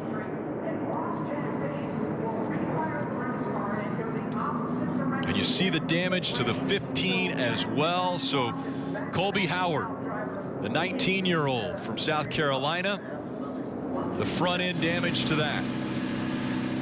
Ross Chastain shaking his head, can't believe it.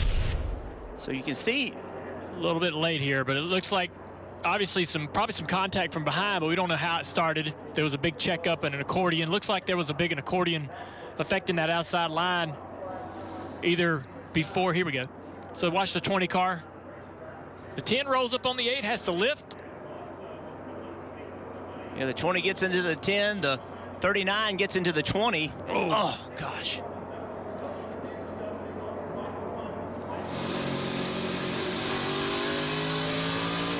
You saw the big hit there. The 20 of Harrison Burton got into the back of the 10. Ready.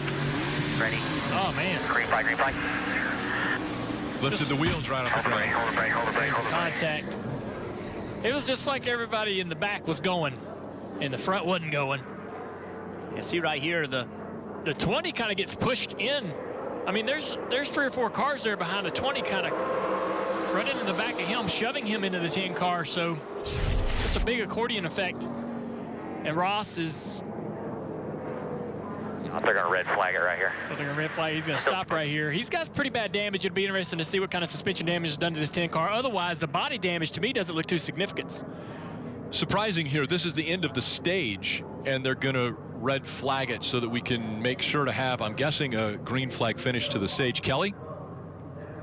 So Ross Chastain did make his way down to pit road, stopped wrong way around, and as his crew chief was able to assess the damage, obviously heavy on the right side, but they felt like it was really just cosmetic. They worked to pull some of the fenders out, although he might still have a tire rub once they get going again. But he said it doesn't look like there are any broken parts or pieces that need repairing. We'll have to see if that's the end of it, or once they get moving again, if they're going to feel like they have to bring him down to pit road. But they sounded optimistic that it was basically cosmetic, at least initially here on the 10 car. Yeah, see this contact when he spins down. So here we go. They're all trying to time this restart. Right, the 39 into the back of the 20, the 20 back into the back of the 10. And this contact right there. Now, as he turns around, it looks like the impact was into the door. It doesn't look like it hit the wheels. If that's the case, then the report Kelly was giving us is correct. It could be body damage, nothing having to do with the tires. Now, damage on the 20, you can see the hood is separated from the nose on the 20. The nose is pushed back. They'll have, Steve, I don't know if you can see that or not, but what do? You're going to restart with 1 or 2 laps to go. I think you got to keep that car on the track, don't you? I would take this opportunity to fix it. We didn't see a lot of cautions in that second stage. You can't assume that there's not more damage. I would rather bring the 20 car down pit road, make sure your ductwork is sealed, make sure the hood is taped down. While I know stage points are vital, The most important thing is to have a car to race into the final stage of this race. So as much as I would love to leave my car on the racetrack, I would probably opt for safety, bring the car down pit road, and just make sure we're buttoned up. I know it's going to sting in the points category, but you just don't know. You can see the obvious damage between the nose and the hood. The question is the radiator still intact? Do you have any sort of other damage? As we sit and look at Ross Chastain sitting here, Jeff, I had the same opinion as you, right?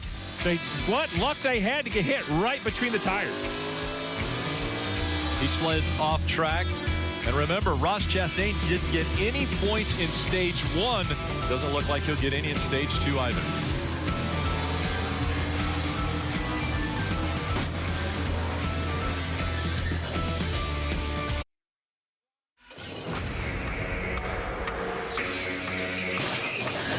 I have no idea what happened there. Trying to anticipate anything that go in your favor at Talladega is naive. You know something's going to happen. You just hope that you're able to miss that and give yourself a chance at the end. The big one has broken out at Talladega.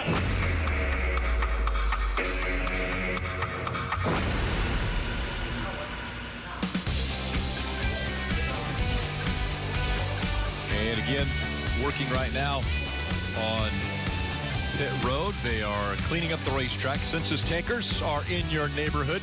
So if the future of healthcare or education matters to you and your kids, answer the census takers' simple question. The 2020 census is coming to a close. If you haven't been counted yet, your voice will be missing for the next decade. Billions in federal funds will be spent based on who gets counted. You can still respond and help to shape the future by saying hello to your friendly census taker or go to 2020census.gov today. Again, under a red flag condition. While we're under a red flag condition, let's dial up the driver of the 98. Hey, Ross, it's guys up in NBCSN booth. You with us? I'm on a 48. So. Oh, sorry about that. We stepped on top of them. We'll let them have their conversation. Front of him, front in that one. All right, let's check in with Chase again. Hey, Chase, it's Burton. You got us?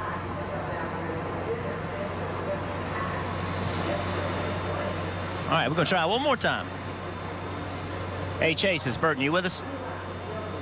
Yeah, I got you, buddy. Oh, you and your buddy, Austin Cindric, have controlled this race so far. You going to be able to do that the rest of the race?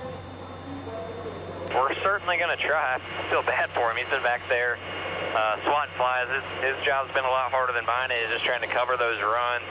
You know, by the time it gets to me, it's normally broke up enough. So he's been doing a great job. I'm proud of how both of us Fords have been able to kind of control this race with only the two of us.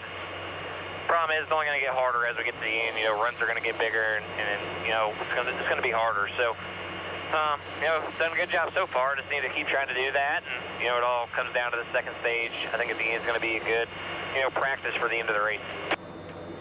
All right, without giving any secrets, how are you doing this? So what skill does it take to try to keep him lined up and keep him behind you? Honestly, iRacing is probably the one thing I've done more than anything is after talking to Dale and just talking about how to be aggressive, I'll just get on iRacing and, you know, try stuff that, you know, I wouldn't probably try for the first time in real life just because it obviously would hurt. And I just tried on iRacing. It's a lot cheaper, hurts a lot less, and, you know, if it works, then I know I can normally at least try that in real life. As crazy as that sounds, I feel like iRacing is, at least at Daytona and Talladega, has helped me more than anything just because I can really try to get aggressive, and, you know, if it doesn't work out, then, you know, I just reset and try again. But I feel like that's been, honestly, the biggest thing that's helped me just get better at these plate races. Well, that's really interesting. Well, we appreciate you taking time, man. I know these red flags are tough. You're trying to keep your mind focused. We appreciate it. You just taking a few minutes and spending with us. No problem. Thank you.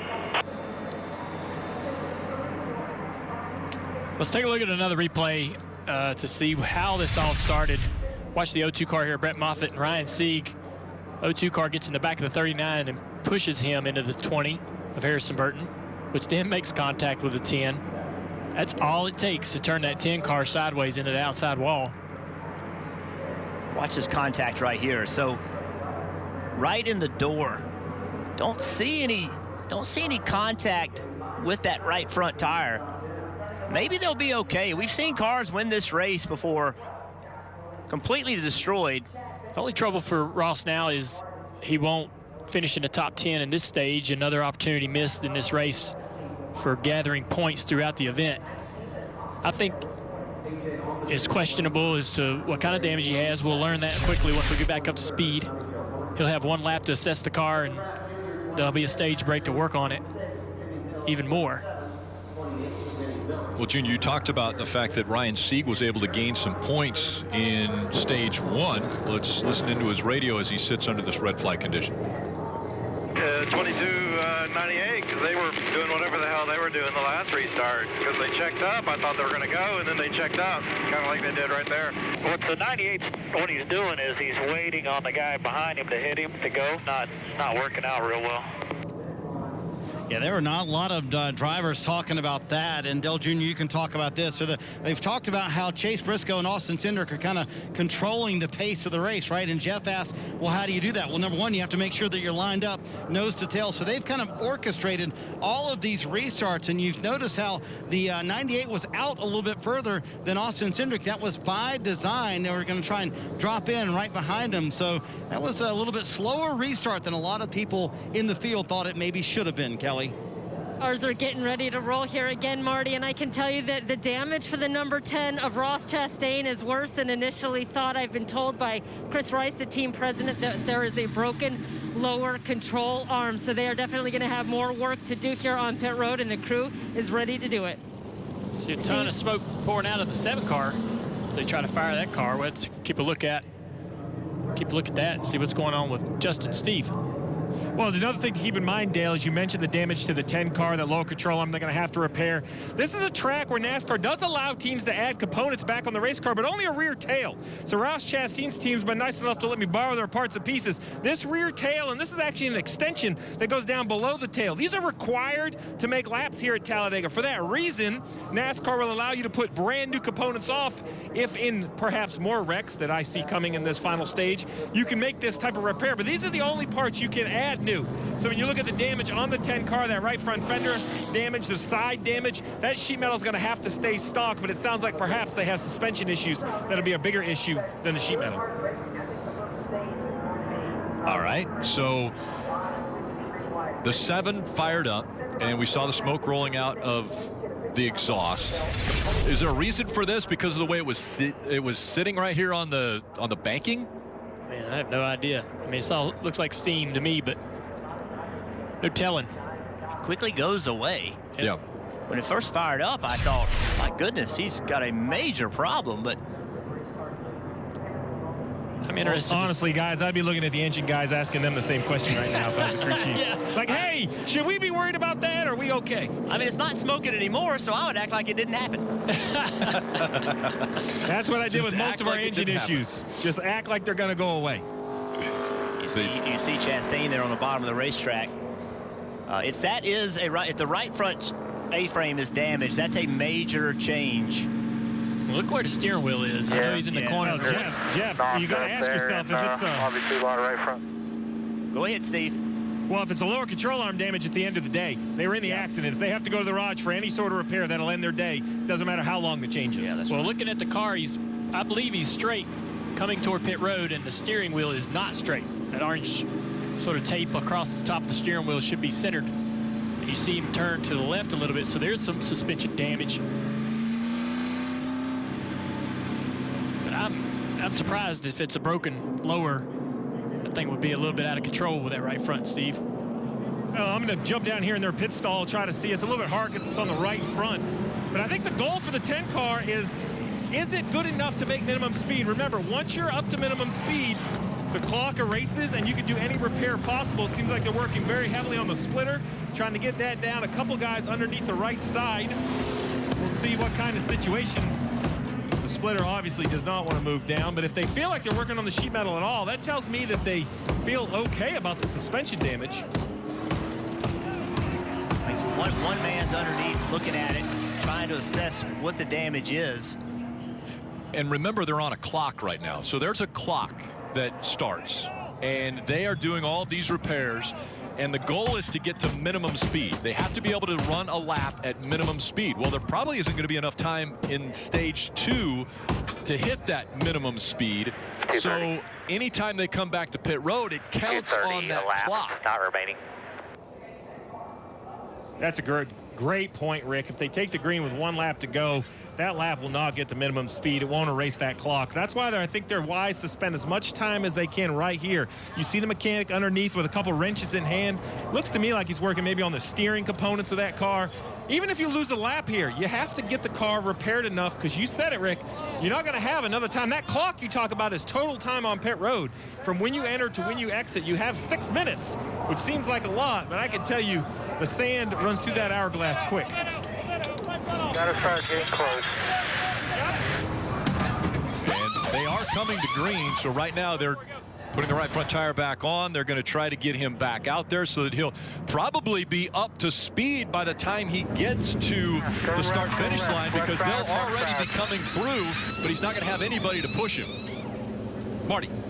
Hey, Rick, getting ready to come green. Justin Allgaier just commented, we saw that smoke come out of the car when he fired up. He just told Jason Burdett, his crew chief, he said, I'm a little concerned because the water temperature keeps bumping up and down. He said it was at 170 when he was sitting under the red. Now it's at 230, and then it goes back down arbitrarily. So a little concern after that smoke we saw when it fired up on the 7 car.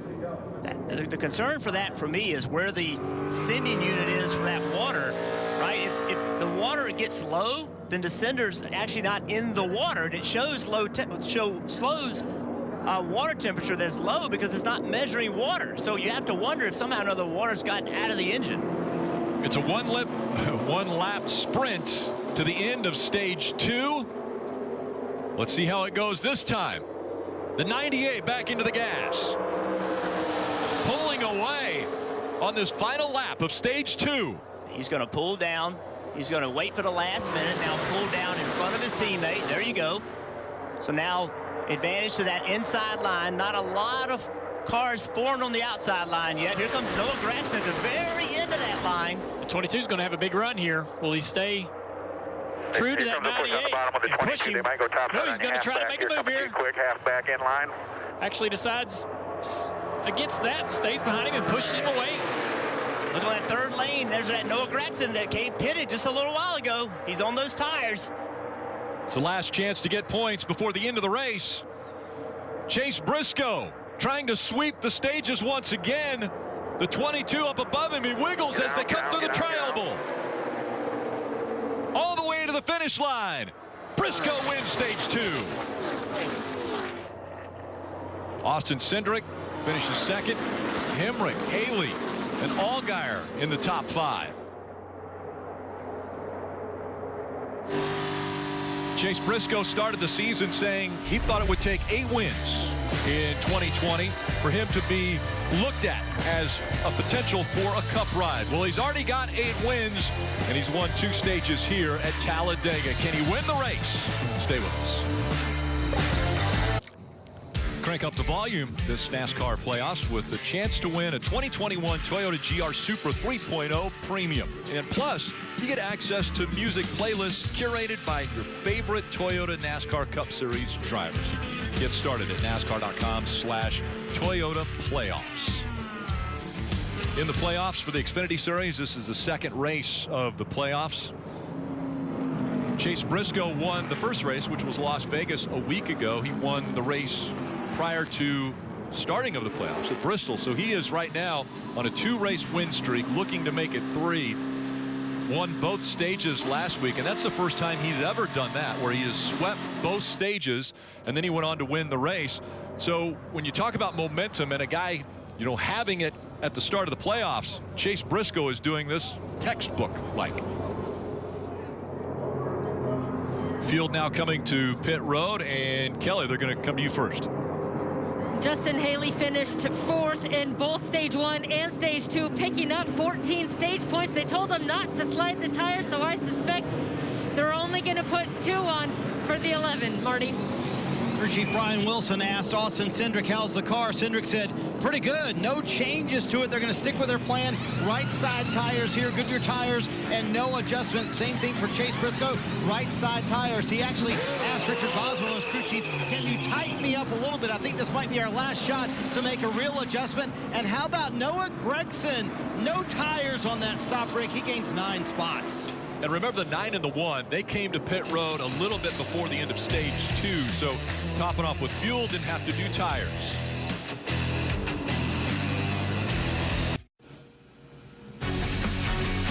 If you think today's race has been wild, wait till tomorrow on NBC. The NASCAR Cup Series playoffs continue from Talladega. Race coverage at 2 p.m. Eastern. Pre-race at 1 o'clock. Again, everyone racing for their playoff lives. Brandon Brown and Noah Gragson today able to squeeze out a couple of stage points in that last stage after not scoring any in the first stage. But so far, Kyle, it has been all Chase Briscoe today. Yeah. Let me tell you something. Briscoe has done a phenomenal job of studying tape and controlling this race. He never lets the race out of his control, whether it's on the restarts, whether it's stopping the flow of the inside line, moving to the outside. He has done a great job. Now, having said that, these are stage wins. This is not for the big win, and when we get down to the big win, it's going to get a little bit more intense. Yeah, I agree. And for Ross Chastain, man, under ordinary circumstances, I would be saying, boy, his season is likely over as far as the playoffs are concerned. But this is Talladega. It's extraordinary. Anything can happen. He still has an opportunity. He still has a chance because the big one hasn't happened yet. All right, let's go to Marty Snyder with an update on another playoff driver. Marty. Chris, there's some growing concern for Justin Allgaier. He came back down pit road. They actually jacked it up on the left side of the 7 car, put it up on jack stands because when they left their stall after that most recent pit stop, there was fluid on the ground. Remember, we saw that car fire up. We thought that might have been steam coming from the tailpipes, and they are getting worried that that might be a bigger issue. Jason Burdett on top of the pit box trying to evaluate what happened. And to add to all of that, Rick, they got a penalty for too many men over the wall on that pit stop. So some things unraveling here for the 17. You can't have that in the playoffs. We've talked many times about making mistakes and being mistake-free if you want to advance to the next round. When I think about it, we've had Ross Chastain with an issue. We're now the 7 car. Riley Herbst with an issue. The 20 of Harrison Burton, he's got nose damage. All those guys are playoff contenders. Yeah. All have damage. Looking at the 7 car, we saw steam. We know the water temp is fluctuating, telling you that there's not enough water in the block. But there's also a dirty tailpiece, which is some other fluid involved in this process. He may have an engine issue. It may get worse. Kelly.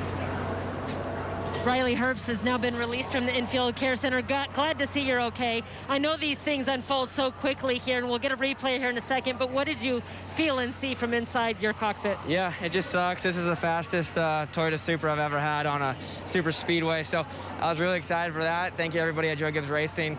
It just sucks when a Truck Series guys comes in here and they have fun.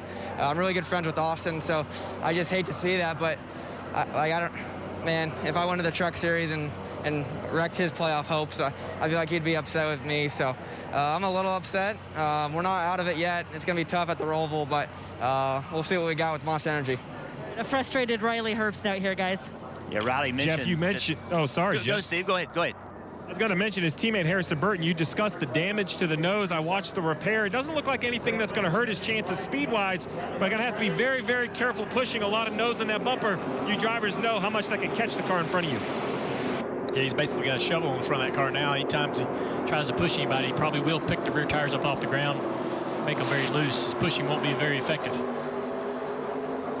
Back up through the gears, and the final stage is underway. See the 16, A.J. Allmendinger up front. A little track position game here for that team. Timmy Hill as well in that 66 car. Timmy Hill, he normally gets engines from Joe Gibbs Racing for these plate races, so he should have some good steam. Steam's on the outside right now, though, Jeff. 9 cars going to push A.J. Allmendinger down the back straightaway. A lot of organization in the outside line. Way in the back of that line is a green and white car, Ross Chastain. He thought he may be in big trouble with that lower control arm, but he looks like he's moving pretty good. Now, if I'm Noah and the 1, the 8, you got your teammates, I get a run on AJ, I'm leaving him out there. I'm pulling low and I'm going around him. we'll see if these guys stay organized and if they work with each other. And also, will this upper lane, look how quickly this upper lane is gathered together on this run versus the other ones. Now, these Fords have dominated this race. Chase Briscoe has been up front virtually every lap. Is it a great move to jump in front of them so that they can't come up there and beat? They're not going anywhere. They're down there by themselves on the bottom. Look at everybody bailing on this bottom line, and they're stuck trying to find a hole to get in the high side. I know we one is lined up on the top. Yeah, the bottom lane is 10 or 12 back. No telling how far back they're going to go, but they're dying to find a hole up there. Stop this. And I know we don't love watching these cars run around the top of the racetrack, but if you're leading it, you love it because you basically have the whole field following you. You don't have to worry about runs. You don't have to worry about blocking. You don't have to worry about losing the lead. Anything happening, really. Now let's see if these guys can find, if one of them can find a hole, then they'll try to slow it down and make one for everybody else. Still on the bottom, nowhere to go just yet. And nobody's letting him in. You mentioned find a hole. Nobody's going to give him an opportunity. I wouldn't let them in. They've led the whole race. Like, you know what I mean? Why help somebody with a fast race car? Maybe they'll help you later. They won't. They tell you they will, but they won't. Yeah. Now, some people behind him, I think that's Chastain. I think he went to the bottom. Oh, he tried to get in a hole right there. All right, so. 22, let's just get him a big lap in for fastest lap. Ah, you heard that. So what that is trying to figure out if they can get a fast lap, because part of the qualifying lineup has to do with the fastest lap run in a race. So if they can lay back a little bit and get a big run, then that would go into the account in regard to where they start next week. You get a clear spot, I'll let you know here. There you see on the outside of the 22, the 10-car Ross Chastain up to speed in the draft. It appears that they have all 4 tires on that car heading in the right direction. He may still have a chance to get up there and win this race. Seen a little bit of help now behind those 2 Fords. It looked like the 7. Yeah, sure enough, Justin Allgaier has dove down to the bottom, and he has now made it a 3-car lower lane. What's going to happen is the guys on the bottom are going to get, they're just not going to have as much speed down the straights. In the corners, they'll be able to go actually a little bit faster, but they're going to lose everything they gain. See this right here? A little bit more speed in the corner because they're just taking the shortest way around the racetrack. But then when they get to the straight, they're going to lose all of it.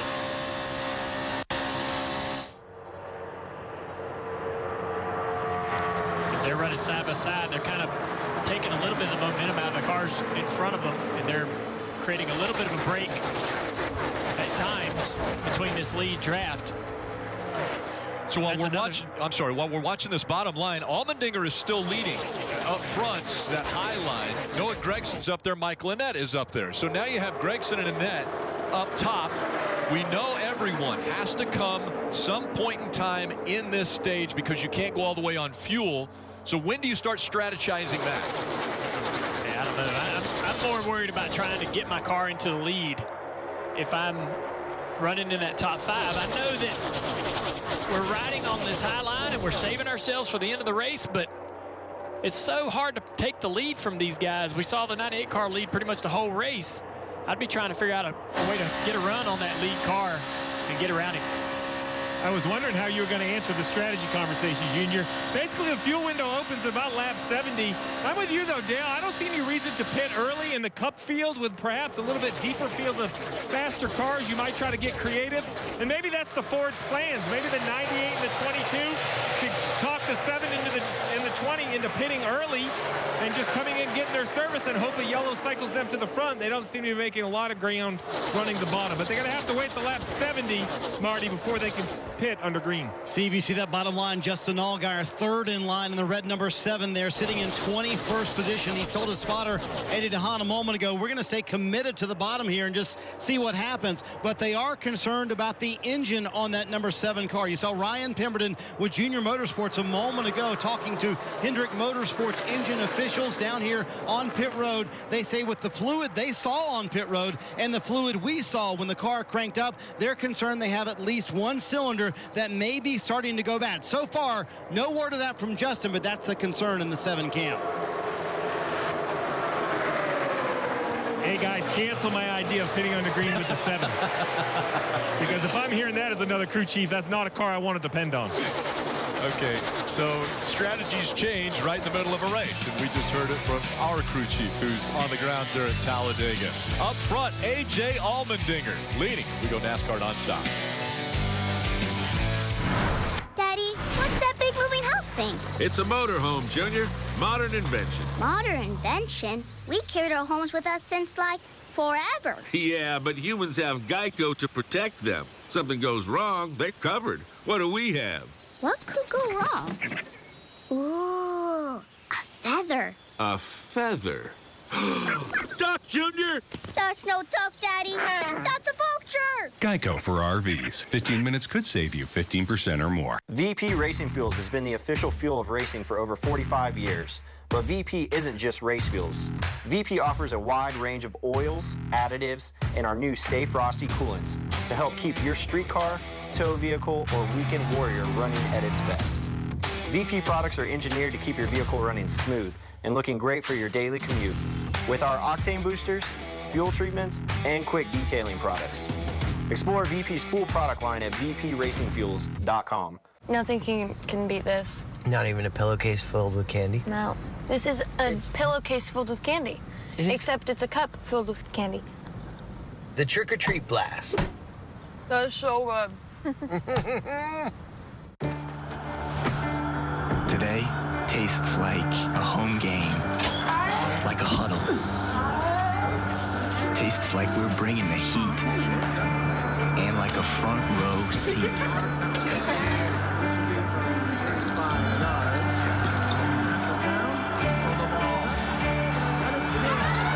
Today tastes like we're a team, and it never tasted this good.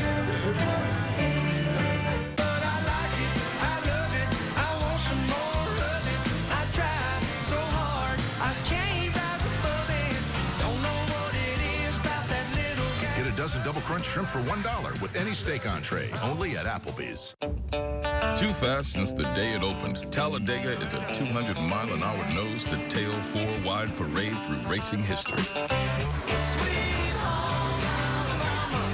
Risky, unpredictable, the fastest show on earth always demands your very best. And here it is in the middle of the playoffs, with all that pressure and the big one just out there waiting.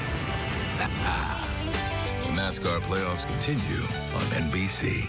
If you want to see We ain't gone anywhere. an early season game Touchdown. with late season stakes, Right to the end. see you Sunday night. Eagles, Niners on NBC. Only 48 laps to go.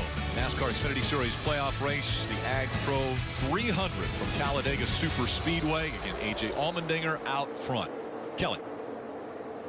Rick, it took a little bit of strategy to get him there, but as he said, A.J. Allmendinger now leading the way. When I talked to him before the race, he said, look, I've come here to do everything that I can to help out my teammates, Justin Haley and Ross Chastain, but at the end of the day, I'm also here to win. And he admitted to me he is not a fan of this super speedway racing. He's been pretty outspoken about it, been on his roof a couple of times here at Talladega, but he said what makes it different today is how much I enjoy racing with this colleague group, and also just knowing that we're going to have a fast race car. Remember, Marty, he pitted before the end of stage 2, so they're a little bit off sequence there in the 16. Kelly, Austin Cindric sitting back in 30th, still following Chase Briscoe and the team doing math. Take a listen to the radio.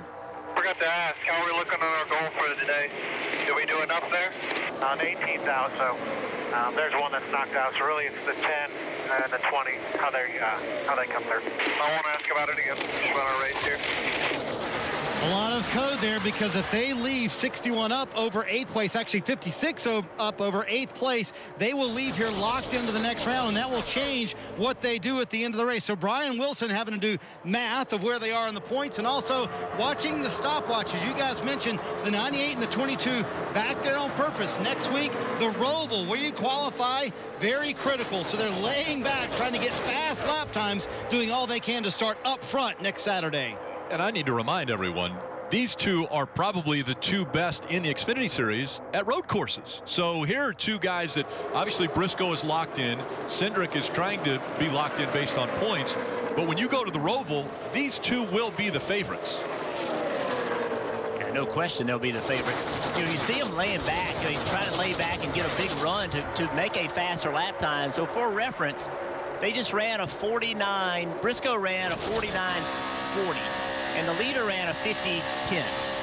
So that's, you know, if you get hung out and you get pushed to the back, you may as well try to find something that is good, and that's lay a good lap time down. Cindric was the fastest lap that time. So is this playing the system, or it's just knowing how the system works and taking advantage of it? Knowing the rules and taking advantage of it. They didn't mean to get back here. They got the outside lane just got formed, and they hung them out. And then once they got back there, well, then it was, well, may as well make the most of it.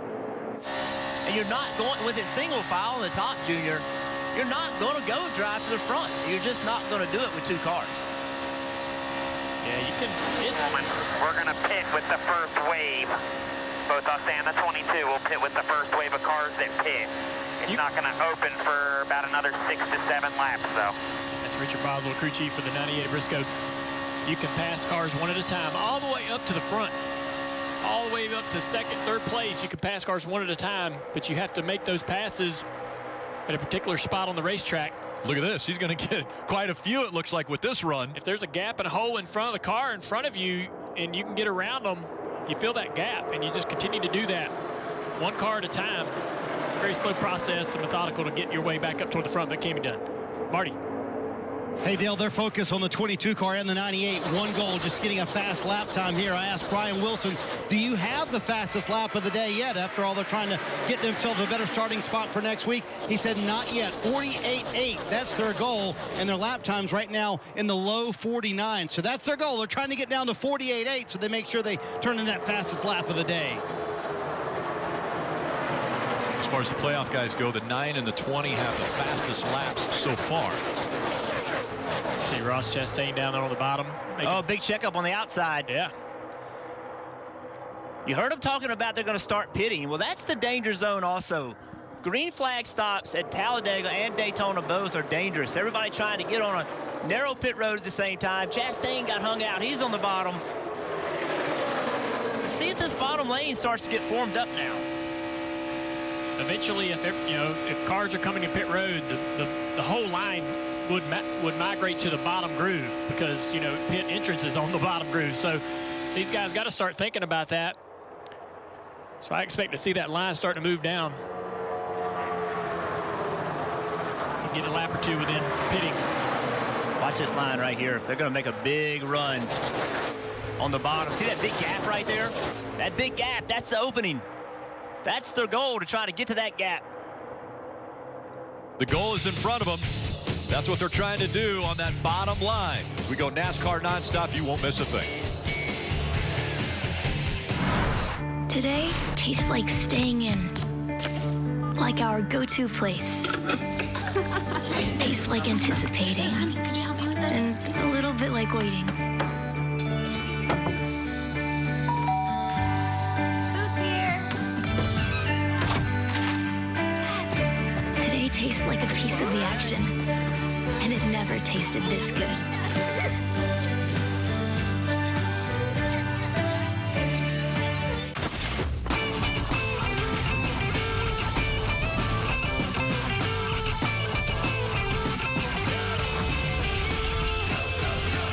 On a real vacation, visit GoRVing.com or your nearest RV dealer. This was an unexpected bill not covered by my health insurance. And this is the Aflac duck who helped me cover it. Aflac! These are all the cab rides to my physical therapy. And Aflac paid me directly to help. Aflac! Affleck! What he said. And this unexpected bill is from the $2,000 specialist. Thanks. Affleck! When you're sick or injured, Aflac is there. We can help with expenses health insurance doesn't cover. Get to know us at Aflac.com. Legendary.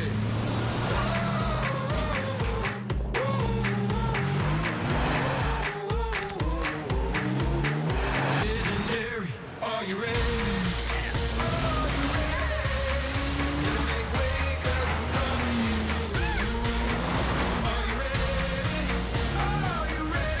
Today's the day to get to your Toyota dealer. But hurry, they're going fast. Toyota, let's go places.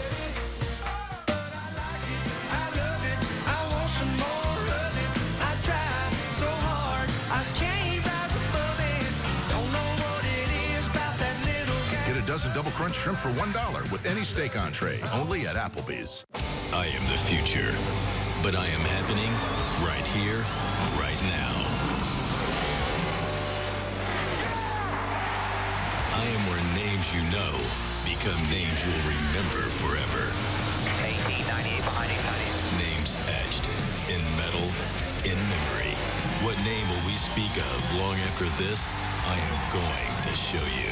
I am the NASCAR Xfinity Series playoffs. Names are made here. That goal, the hole that was opened up, it's not there anymore. A few have stayed down on that bottom line. We see the 7 of Justin Allgaier. He's trying to make the bottom line work. No change up front, though, with Allmendinger and Gregson. Annette, Hemrick, and Haley, the top 5. We're getting ready to have cars coming to pit road as you see them snaking to the inside line on the back straightaway. They're all getting ready, preparing for their pit entry off turn 4, waving to each other, letting each other know, hey, we're going to be on the brakes. Don't run over me. It's not a bad idea here to stay out. Watch how slow everybody gets back here in the middle of the pack. See if anybody runs into the back of somebody. Oh, yeah, we got a car turned around. The 61, the 22. Austin Three cars. The 22 has slammed into the inside wall. One spin in front of you. Happens so often Keep it here. rolling if you can. It's hurt, guys. This is where stage points could help Austin Cindric. You see the damage to the front of that car. It looks as though his day is done. It's a miracle it's all pushed in. Can't get it fired. And there is the disgust. You see it on Brian Wilson's face. Austin Cindric. They were playing the game of staying back, trying to run fast laps. Also, Austin Hill in the 61 has made contact with that inside wall. It's so difficult. You get cars slowing down, and it creates just like on the interstate. When somebody slows down and 10 cars back is when they make contact. So everybody's trying to get slowed up, and just around they go. Interesting, the 22 of Austin Cindric, there was nobody behind him. Yeah, I'd like to get another shot of that. I was looking more in the front. Yeah, that's strange. Yeah, maybe too much rear brake. Yeah, he got hit. Oh, yeah.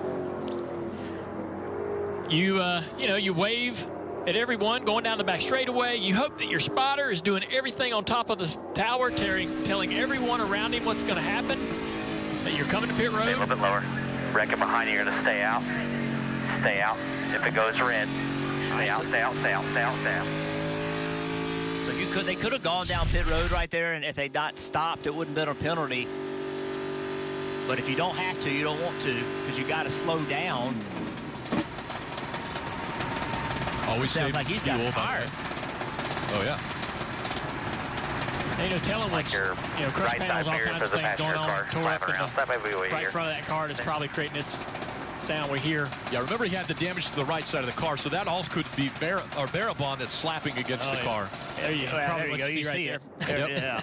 Another thing, Junior, at plate races, these cars don't have brakes like we do everywhere else. And when you go to get on pit road, you normally practice that. You normally, during practice, find out where your lift point is, because they brake so differently than a downforce car.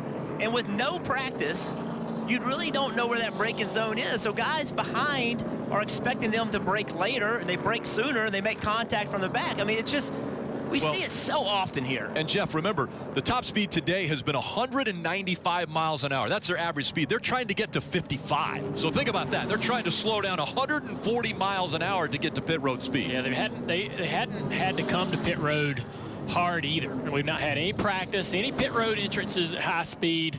So none of those guys had any point of reference on when they needed to start slowing down. So some of them were probably very conservative, very cautious, probably slowing down way before they needed to. Other guys, some of the veterans maybe, some of the inexperienced guys even, going a little farther, deeper, and running over each other. Yeah, I always like staying out. If I'm mid-pack and everybody's coming the first time, I want to stay out. I want to thin the crowd out. You were saying that it's a good time to stay out. It pains me to say that Burton was right. It pains me to say that.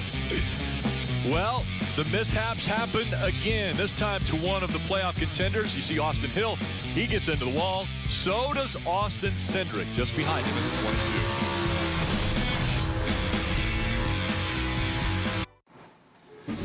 Well, next Saturday, it's the first elimination race in the Xfinity Series playoffs, and it's going to be at the Charlotte Roval. So that race coverage begins at 3:30 p.m. Eastern, and it will be on NBC.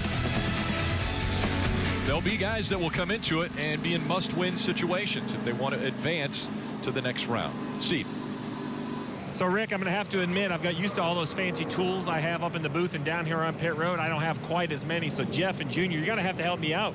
We saw the accident. Unfortunate for the 22 coming to pit road, but some cars in front of me came and serviced their car. The one of Michael Annette, for instance, I saw take fuel.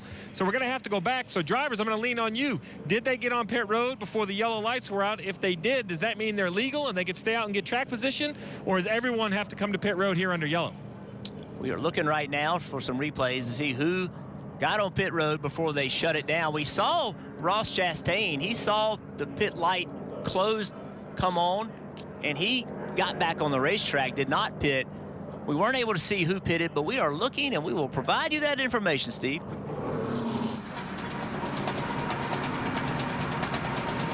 Ross has had a tough day. He's annoyed by the noise, I'm sure. Didn't listen to that too much. He'd be glad when he gets out of that car. So this is everyone trying to come to pit road, and then when the caution comes out, you see it's red. So everybody that came is entering a closed pit from that replay right there.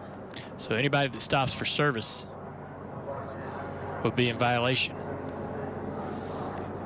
Yeah, it just depends on when they hit the commitment line, because that's the most important part. Is if they were over the commitment line before that light turns red, then they can come to pit road and do service. Well, see, I think that a couple of them got the message that, hey, we might not have made a legal entry there, so let's not take service. That's right, Dale. The rule is if you have not crossed the line before it goes red, at this point, you're probably committed anyway with the speed you're carrying. So there's no penalty if you just go straight through pit road. You know, you're going to lose a little bit of track position, but there's no additional penalty. That's, I think, what you were referencing with some cars that turn back onto pit lane. The gamble is it's a great idea to just go ahead and take fuel and tires. Even if you're wrong, you just got to go to the back. But if you're right, it's an absolute home run. It's just a gamble you have to take split second, and not a lot of information for the crew chiefs here. You just don't have a good view of that pit entry, nor do the spotters at such a big racetrack. So the 1, the 6, and the 11 were being told by NASCAR they came to pit road too early. So pit road was closed. They did service on it, so they'll have to serve the penalty for that. Yeah, Travis Mack just gave me the hand signal of, oh, we were so close. So he thought the 1 was going to be fair and safe, but too short. Yeah, so they'll have to start at the tail end of the line for pitting too early. So we're going to show you another look at this. There's the commitment line and the light. All right, so once you cross that line, you now are not going to be penalized if you go down pit road, but if you go into your pit box and service the car, you will serve the penalty. So here they come down pit road, and now the drivers don't know. I mean, they just don't know. And you're really waiting on a spotter to try to help you. You can see the 11 back there, the 1. They both serviced. The 9's coming to service, and they called him off. So smart there that they were heads up on it. Well, a little disadvantage. If you saw where the 1 was pitted, he was pitted early on pit road. Not as much time to talk about it, not as much time to have a conversation, or even get information from NASCAR. Pits were closed, you know, so that's a disadvantage being in those early boxes. The laps continue to wind down, but now they're getting into that pit window. We knew that they were trying to come to pit road for the final stop. They're inside that pit window. It's going to end up being another sprint. We mentioned earlier that it would be 3 races within the 1 race. Well, they're almost going to be equidistant because the first 2 stages were 25 laps. You're going to come down to almost a 30-lap shootout here at Talladega. Kelly? Brandon Brown, one of those playoff drivers, hasn't had much help and as far as Chevy teammates there on track, but he pits from the 3rd position. Initially, it was going to be no tires, just fuel, and it looks like they're sticking with that. Same for the 19 of Brandon Brown. They had told him, don't slide your tires. Looks like it's just fuel, Marty. Justin Allgaier slid to a stop in his stall, didn't slide the tires over, almost went over the line. Fuel only for all these cars on pit road. With 32 to go, that should get them to the end of the race. Plenty good, Rick. And it's congested on pit road as we watch the race off of pit road. And Brandon Brown in that 68. A couple positions gained there. No tires on that stop. I mentioned congested. Look at the 7. Got pushed out into the grass.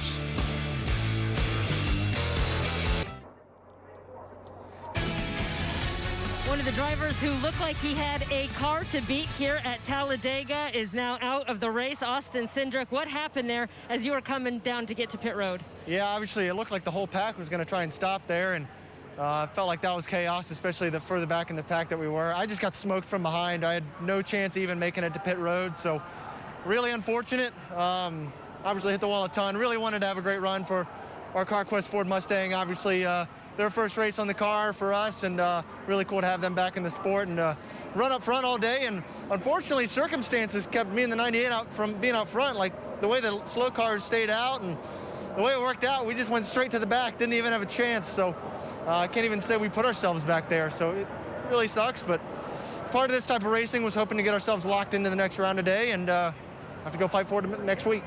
We know he'll be one of the favorites at the Roval next week. Yeah, we mentioned Austin Cindric and Chase Briscoe so good at road course racing.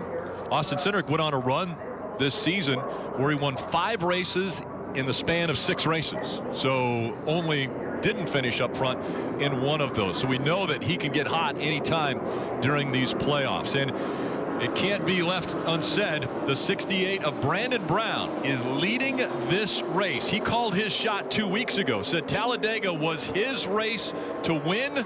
He's up front right now. Let's see what he does with the lead. He's up front. He's got the 7 car of Justin Allgaier on his outside, but the organization's in the bottom groove. How about that 10 car Ross Chastain? He's all the way to 3rd. We thought his day might be over just a little while ago. Yep, he's up in the mix now. They shuffle Allgaier back to 4th. Allgaier jumps into that inside line. He's going to have somebody trying to get to his outside. Chase Briscoe can't get there, but he's going to go to the inside now. Justin trying to block all those moves unsuccessfully. Interesting to know if that 7 car is making full power. We know he's had some issues with the motor. How experienced will Brandon Brown in the 68B at blocking or leading a pack? Look at there. To find out. Very close call there. Chase Briscoe gets shuffled out. The 10 of Ross Chastain was trying to block, couldn't do it in time. He drops back in the inside line. Now Briscoe is leading the outside line. You also you have to wonder if Ross Chastain's attitude is, I have to win this race. No stage points. You just wonder if that's what's in his brain right now. Now it's interesting, too. Briscoe behind him is Ross's teammate, 16 A.J. Allmendinger. Will he help? He's going to push that 98 just a little bit. You mentioned points earlier, Jeff, and right now the 10, 8 points below the cut line. 6 points now. It keeps moving with every position. Get Ross aggressive on the bumper of that 19 car. He sees that outside line making some moves. So a huge run by Chase Briscoe. Is he able to clear the 68? Not quite. He wanted to, but he actually got down there and allowed the 68 to see a little bit of side draft there. Briscoe in that 98, he has some freedom now, though. No teammate on the racetrack with him. He can do whatever he wants to do. He He's got A.J. Allmendinger in the 16 behind him. Another driver that's not a full-time Xfinity Series driver. He's in this to win. Look at Briscoe moving away, moving down the side draft, moving away to protect from getting side draft. Really coming to his own as a plate racer. He's getting some great help on the outside now. That inside line starting to get disorganized. Chastain made contact. Chastain's aggressiveness level has gone through the roof right here. When we talked to Ross Chastain earlier this week, he said, you know, I listen to these races back. I watch them. I hear you guys talking about how I'm aggressive. He goes, why don't you talk about the other guys being aggressive? I said, well, Ross, you've kind of earned that moniker a little bit there. He goes, I understand, I know, but you could talk about the other guys too. He wears it proudly. Yeah, he also wears them white gloves. You can see those hands moving around in that 10 car. He's got his hands full with that 21 car. A little damage on the nose of the 21 of Anthony Alfredo, and that's kind of like a shovel pushing. Very uncomfortable for Ross. Ross jumps in the outside line. Gets around the 7 car here. He's got a great run. Going to team up with the 19 now. Yeah, we saw the 98 get in front of the 68 now. So that 68 has stayed right on the bottom, and the outside line is moving. Ross trying to go to the middle right there, but loses some momentum. Look at his hands. Alfredo dropping back as well with the damage. Ross is so fidgety at the steering wheel right now. He's definitely pretty intense inside that car. Brandon Brown lost the inside line as well now, so he's in the middle and has no help. Still 26 to go, guys. This won't last for 26 laps. Josh Williams down in that bottom groove with some help from Jeremy Clements. I think this top lane's formed up really nice right now. Oh, yeah. They've got some great momentum. Interestingly, we see the 92 up there. They changed their paint scheme for Jen Estee for this race. You see Alloy on there. They've also got Pelotania as a sponsor on there, doing that for Jen Estee. And look at this 92. Josh up front on that inside line, running a great race. Briscoe doing everything he can, trying to get this top line to form up again, to take these guys to the top of this racetrack for the last 25 laps of this race. Josh Williams doing a great job on the bottom, keeping this bottom line up here in contention. As that bottom line starts to drop further and further back, more and more guys in the back of it will bail to that top line. Right now, Josh Williams keeping that from happening.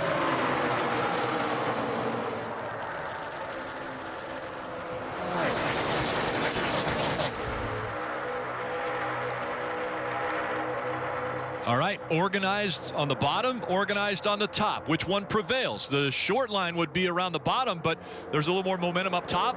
Yeah, that top's definitely going to be hard to beat.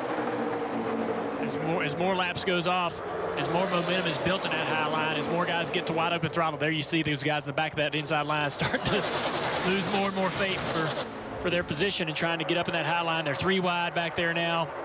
It's really going to take a lot of momentum. There's only really 4 guys sitting in that inside line with those 2 guys side by side doing nothing to help that inside line. And Marty, the 98 has looked so strong once again up front, dictating everywhere the lines go. Yeah, 24 to go, Rick. It's almost like you can feel the drivers kind of taking a breath right now. But Chase Briscoe has been fantastic, and only 1 Ford on the racetrack. Richard Broswell, as crew chief, brought that up. He said, hey, we lost our dancing partner. You're going to have to do it on your own. And Junior, you would be impressed with Chase Briscoe. He's mentioned that conversation you guys had about a year and a half ago twice today, and he has really picked up the leadership inside the car, kind of coaching Tim Fedoy, his spotter, saying, hey, talk to Allmendinger, tell me where he wants to be, what he wants to do. Right now, Chase Briscoe has led 53 laps, kept it out front for most of the day, trying to lead the final 23 here in Talladega. Yeah, Chase seems like he's really evolved just over a short period of time at the plate tracks, particularly here at Talladega. I mean, he's got so many tools and resources at his fingertips. And Stuart Haas, he talked about the iRacing and how he uses that, tries to learn from that, draw from it. He's just a student. 2 Junior Motorsports cars, Chevrolets on the bottom of the racetrack trying to make something happen. Will somebody go with them? Noah's willing to risk getting shuffled to the back of that outside line. If you look at that opportunity, Harrison Burton in that 20 car, he's got damage to the nose. It's hard for him to keep up with the guy in front of him, so that's the gap. That's what you're racing to. Can you fill the hole between he and the guy in front of him? And Harrison restarted in the 26th position, so an impressive run for the driver of the 20. We'll see if he can hang on to it. Chase Briscoe out in front, looking to make it 3 wins in a row. Wait a second. It looks as though the caution has come out on the racetrack. We're not going to take a break. Yeah, there's been some debris on the racetrack. They ran over that debris coming off of turn 4 about a lap ago. And that could be the source. Half of the tailpiece missing off of the back of this car, the 6th car. Ryan Vargas involved in an accident earlier. All right, Steve, 22 to go. How important would it be to come to pit road? Would you see guys come to pit road now?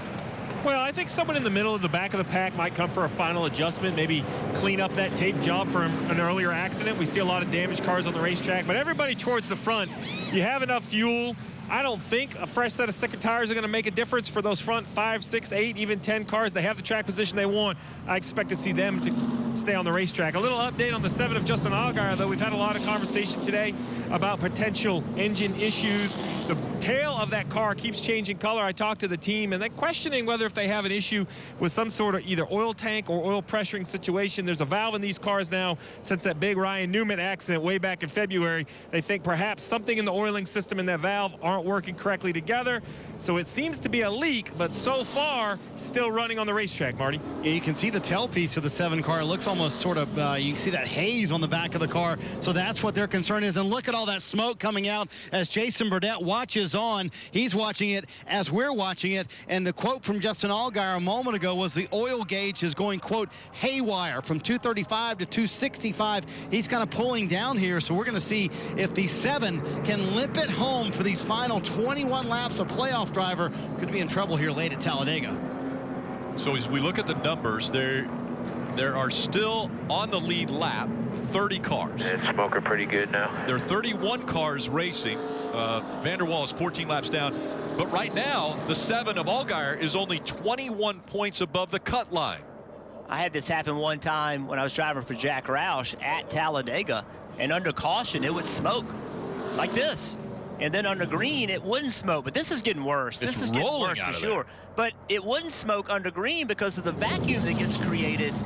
And within the engine, it wouldn't smoke. The oil would come out, but the vacuum under green, it wouldn't come out. So maybe that's something similar going on here.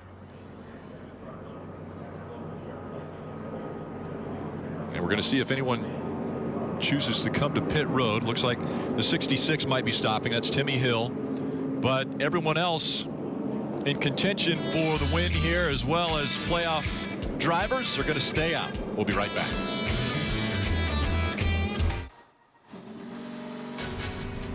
Coming up after the race, it's NASCAR America post-race show. Krista, Kyle, and Brad will break down this one, as well as look forward to the next race, which will be the Cup race, which is taking place tomorrow right here. Okay, so the playoff drivers, we mentioned you can't make mistakes. We've had a few already make some mistakes in this race. Yeah, absolutely. Riley Herbst gets turned here by the 61 car into the inside wall. Came into playoffs behind. Will leave this race even further behind. Big check up here on a restart. Chain reaction. Bumper tag turns the 10 car into the outside wall. Ross Chastain then collected here. But he's back and running up in the top 5. Even after this contact right there, big contact for Ross Chastain. And that caused troubles in the nose on the 20. They've been working on that ever since. Then Justin Allgaier. Not real sure what's going on with him yet, but developing engine problems. Austin Cindric trying to get on pit road, gets hit from behind. Big impact, ended his day, along with several others. Been a crazy race here, Rick. 19 laps to go, and I think we're not done seeing crashing. Well, at Talladega, normally we see a big one, and we've used that phrase many times when you come to super speedways. We haven't really seen the big one. We've seen aggressive driving. It's been normally single car incidents that have sent cars careening off of the racetrack. Now we have Allmendinger on the inside row Chase Briscoe on the outside row. Briscoe has already led 57 laps, 18 laps to go in this race. That's a long way to go. Briscoe's going to try his hardest to try to drag all these guys back to that top for a single file run toward the end of this race.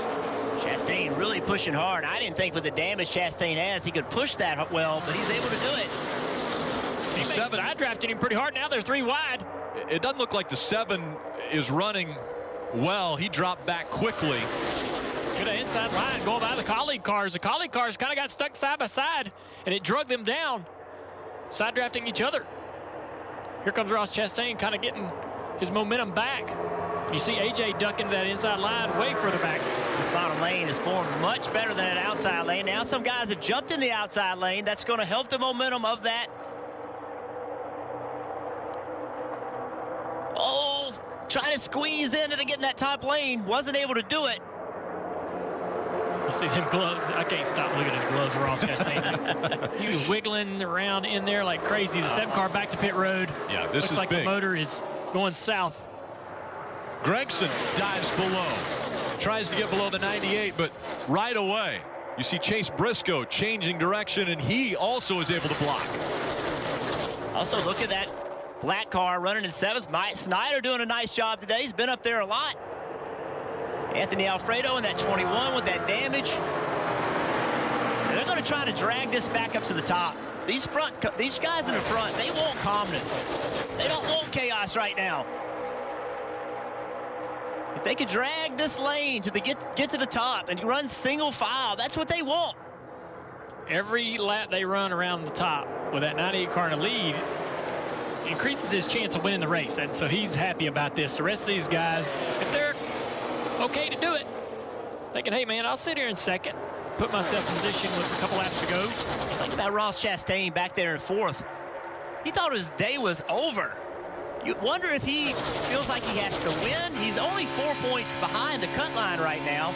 I think he would almost, I know he always wants to win, right? But it would almost be a win being hit in the right side of that car as hard as he got hit and finished here. I think he'd have to be happy with that. So how aggressive will he be?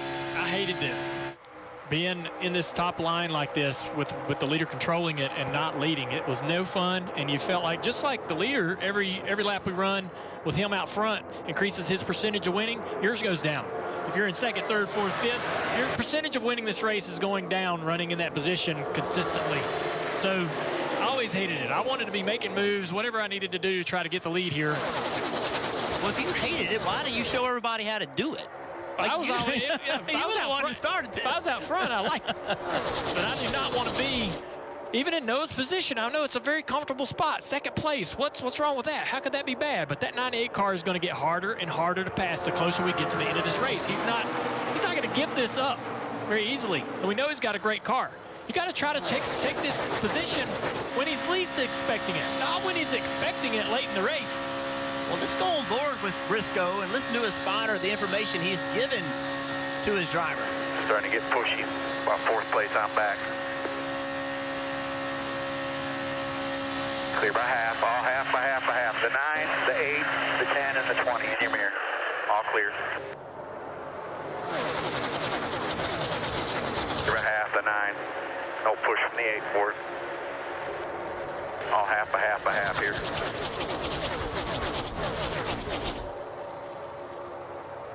Dragging a little bit, but he ain't getting no push. Clear by half. He'll be coming to you here in the 3 a little bit. Still clear by half. We know Ross is pretty aggressive, and I wonder if his team, like he's sitting right now at 0 points to the cut line, and I wonder if his team's giving him any of that information, or whether he has it in his mind that he has to win. Is he comfortable sitting right there? Because he's the guy I think that would be the most impatient, the one that might jump out if he gets this crazy run. That's the key, right, Junior? So if you're Briscoe leading this race, the only thing you can do is keep it up here on the top. And you've got to be looking out of your mirror the entire way around the racetrack. And as soon as you see a move to the bottom, you have to make a decision. What do I need to do? Do I need to block it? And that decision goes all the way through the field. So if you are Chastain, you're trying to decide, you're sitting there running in fourth, should I make a move to the bottom? Who will go with me if I make that move? And then you also have to be looking in that mirror, your left side mirror, a lot to see if there is a line forming on the bottom. And if it does form, should I jump down and get in front of that line? A lot of decisions being made through this entire field right now, Kelly. And I haven't heard the team tell Ross Chastain his playoff position, but I have heard them tell him that he is better off up top. They said you're going to have a tough time leading down on the bottom. It's easier to lead up top, so he is staying high. They also had a discussion about who they should be working with during these final laps. But if we get back in that situation again, I'd appreciate it if we used our teammates instead of shuffling. Thanks. 10-4. That 20 was right behind us. I knew what he was trying to do, but he couldn't do anything with the 20 right behind us to get him up front. So I'd use that as an excuse, but I'm not.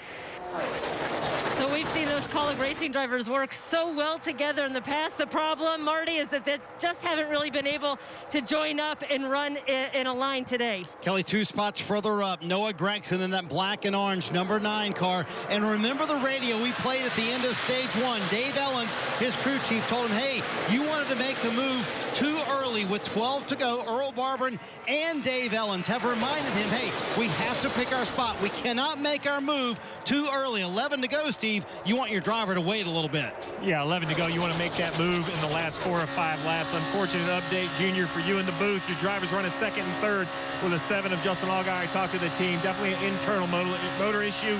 That's what we're hearing with the gauges and the oil leak, maybe a cylinder wall. Regardless, they're done for the day. Potential to lose one more point because there's only one car on the racetrack that could pass him for that position. So right now we saw 10 points above the cut line for Allgaier. He could end up being 9 points above at the end of this race. So where's the move coming from, guys? First move, I think, is right here. You got the 11 and you got the 16 of A.J. Allmendinger right there together. Those two guys are teammates. They have fast cars. They know they can go to the bottom and make up some ground in the corners. I suspect that these guys are not going to sit there and wait for 2 or 3 to go. They're going to make a move before that. Look at this momentum that's getting built right here. Is he dragging them back so when he catches this line, can he hang a left and go by them? Not there, but is he just learning? Is he experimenting, learning how to get that forward momentum on corner entry? So where he's sitting right now, he's looking out in front of the car in front of him. So that's Brandon Brown in the 68. Is there a car length width gap in front of that 68 that I could fit my car into? If there is, I want to get to the quarter panel of the 68, slow him down, make that gap even bigger in front of him, and then take that gap. One car at a time. One car past one car at a time. Well, only 9 laps to go, Junior, so the time could be running out, and you never know. One person makes a slight mistake, and a big one happens. Well, Michael Annett there on the bottom.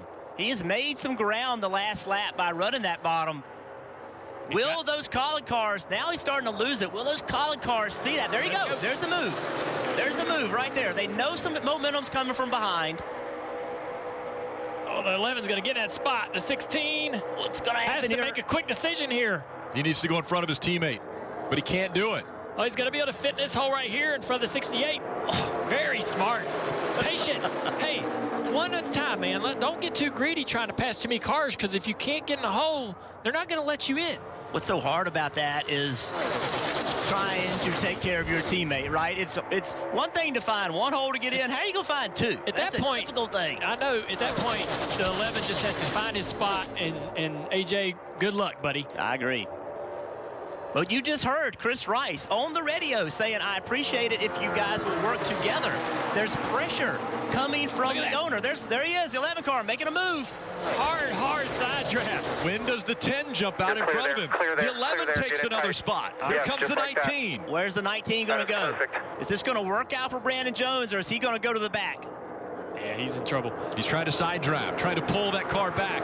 Anthony Alfredo in the 21 has cleared him. So has Myatt Steiner in the 93. Haley's doing an amazing job. He's passing cars, but getting in the next gap. don't keep trying to pass more cars. Just pass a couple, find a gap, pass a couple more, find a gap. And now he's up there almost in the top 5, right in 6th position. And watch when he passes, right? Watch him if he tries to pass to 20.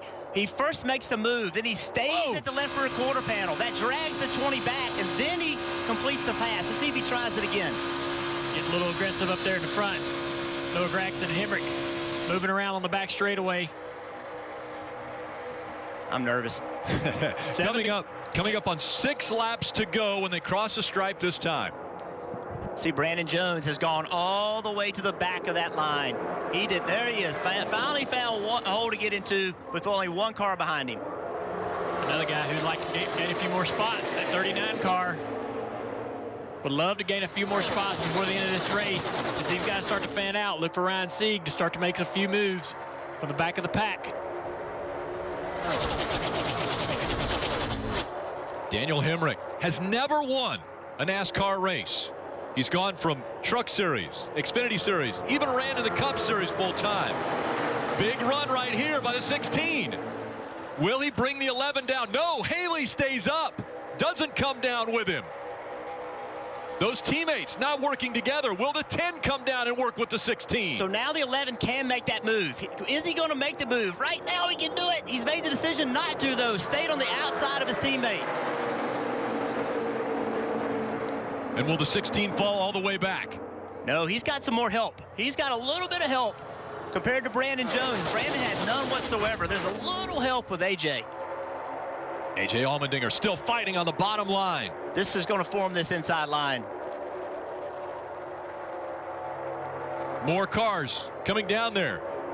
Gragson, you see him ducking in and out of line. Second in line on the outside. Such a difficult decision to know whether to try to get down there and make that bottom work. Here's AJ. There's that line. The bottom's formed. Now we're going to be double wide. Momentum coming from the bottom line. Well, they're getting a little disorganized in the inside line. Losing some of that momentum they created. Wasn't a spot for Brandon Brown. He tried to go down. Michael Annett was already there.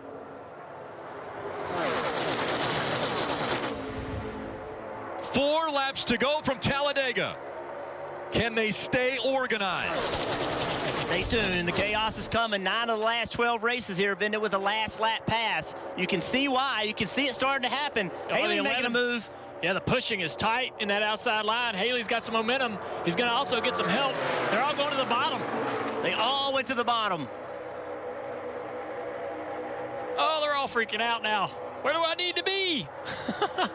Chastain to the bottom, trying to be the first car leading that bottom lane. They don't know what line to get in. Allmendinger back to the top. And Chastain also is going to jump up into that hole that was there on the top line. Haley leading the bottom line. 3 laps to go. Briscoe keeps him on the high side here in 1 and 2. He's got to be ready and looking in that mirror. He's really not even looking out the front. He's driving this track by memory, looking in the mirror for any movement in the 9 car to go to the inside and go low. He wants to be able to block that. Look at Haley now has a big push from the one of Annett. We know how fast that 1 car is. That's a great pusher for Haley. Oh, yeah, they're going to make a lot of ground around here in 3 and 4, Jeff. Look at them coming. The 9's going to go down low. With you now. Clear up. Oh, he's turning. Up. Sideways, but keeps it straight. What a save. But now, what can he do? Can he stay on the inside line? He does. The 9's out front. That was an incredible save. And he's still leading that line. Keep digging. 11 will push the shit. 2 laps to go. You heard it. The 11's going to push you. I like where the 98's at, actually. I didn't like how he got there. Look at this. He goes up to block the high line. 3 wide. No help right now. Just you and the 11. The 11 on the inside has got to the door of the 98. No help behind Chase Briscoe right now. Justin Haley leading at Talladega, coming up on the final lap. And again, contact made, the 98 into the wall. Noah Gragson got into the back of him, and now Chase Briscoe falling back. Coming to 1 to go. 1 lap to go, presented by Credit One Bank. Look where Ryan Sieg's at. Look where the 1 car's at. All those guys that are needing good finishes. or up toward the front. Ryan Sieg, he's gotten stage points this entire race with an opportunity to finish in the top 5. 3 cars separating themselves. Justin Haley has been amazing on super speedways. He's even won in the Cup Series. He won at Daytona. Big push coming from the 10 car. Oh, there's contact. They're wrecking. And the 16 goes around. A.J. Allmendinger, he hits the inside wall. They wreck behind them. Will the green stay out all the way to the finish? The caution has come out. That will do it. Justin Haley is going to get his 3rd career win. He has won the last 3 super speedway races, and he joins one of my broadcast partners in doing that. Dale Earnhardt Jr. That's badass right there. 3 in a row for Justin Haley. Dale Earnhardt did it twice. That don't mean, you know what? Oh, it does. It's pretty impressive. How about that? I love my job. Love you guys. Out. The aggressive driving by Noah Gragson. He got into the back of the 98. The 98 got up into the wall. Gragson ends up 4th. You see the 16, A.J. Allmendinger. There's the 93, Myatt Snyder. Little in the 4, Jesse Little. There's Harrison Burton limping home in the 20. Harrison Burton, one of the playoff drivers. Now he is 7 points below the cut line with 1 race to go. So much moving around there for the guys around the cut line in the last couple of laps. Sieg just a few points above the cut line, gets all the way up to 3rd. Now he's 23 plus 23. The 1 car way down below the cut line, now -3 going into the oval.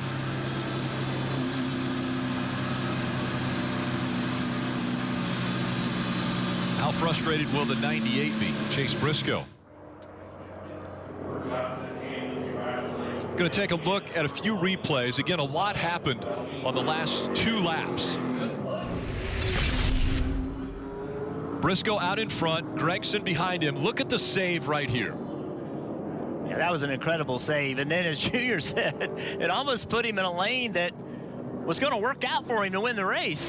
I don't know why he left it. That lane won, right? Haley's here. He's the race winner.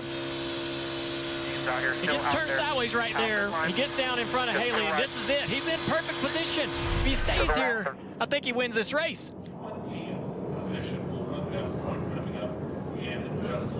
Haley celebrating. The burnout taking place right there at the finish line. He's climbing out. The 21-year-old, Winamac, Indiana, wins again, only leading the last 2 laps of the race.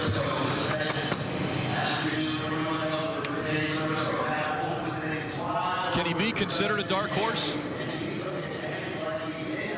He wins and advances into the next round. He thought he was going to slide through the first round. Thought everything worked out for him.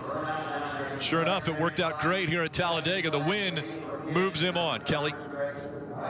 And now that is 3 straight super speedway wins for Justin Haley. And as you know, that now puts you in elite company with Dale Earnhardt Sr. and Dale Earnhardt Jr. is the only 3 men to accomplish that.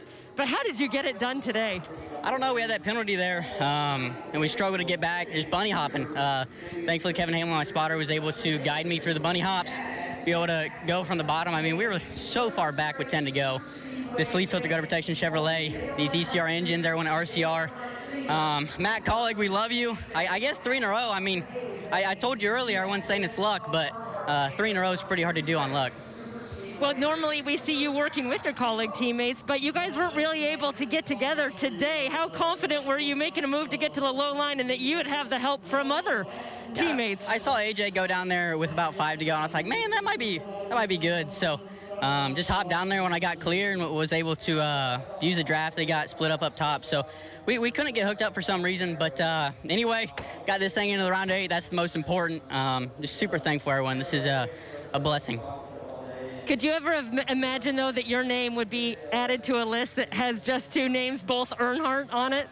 No, you look up to those guys your whole career, and you aspire to be like them. So to be in that class is pretty special. This is my third Talladega win, so I'm going to have to build a bigger trophy case, I guess. Well, he only led 2 laps today, Rick, but they were the right 2 to lead. Yeah, the most important one, obviously the last one. NASCAR America post-race show will be coming up. Krista, Kyle, and Brad will break it all down. He's getting good at burnouts and, of course, celebrating. Justin Haley wins again and advances to the next round.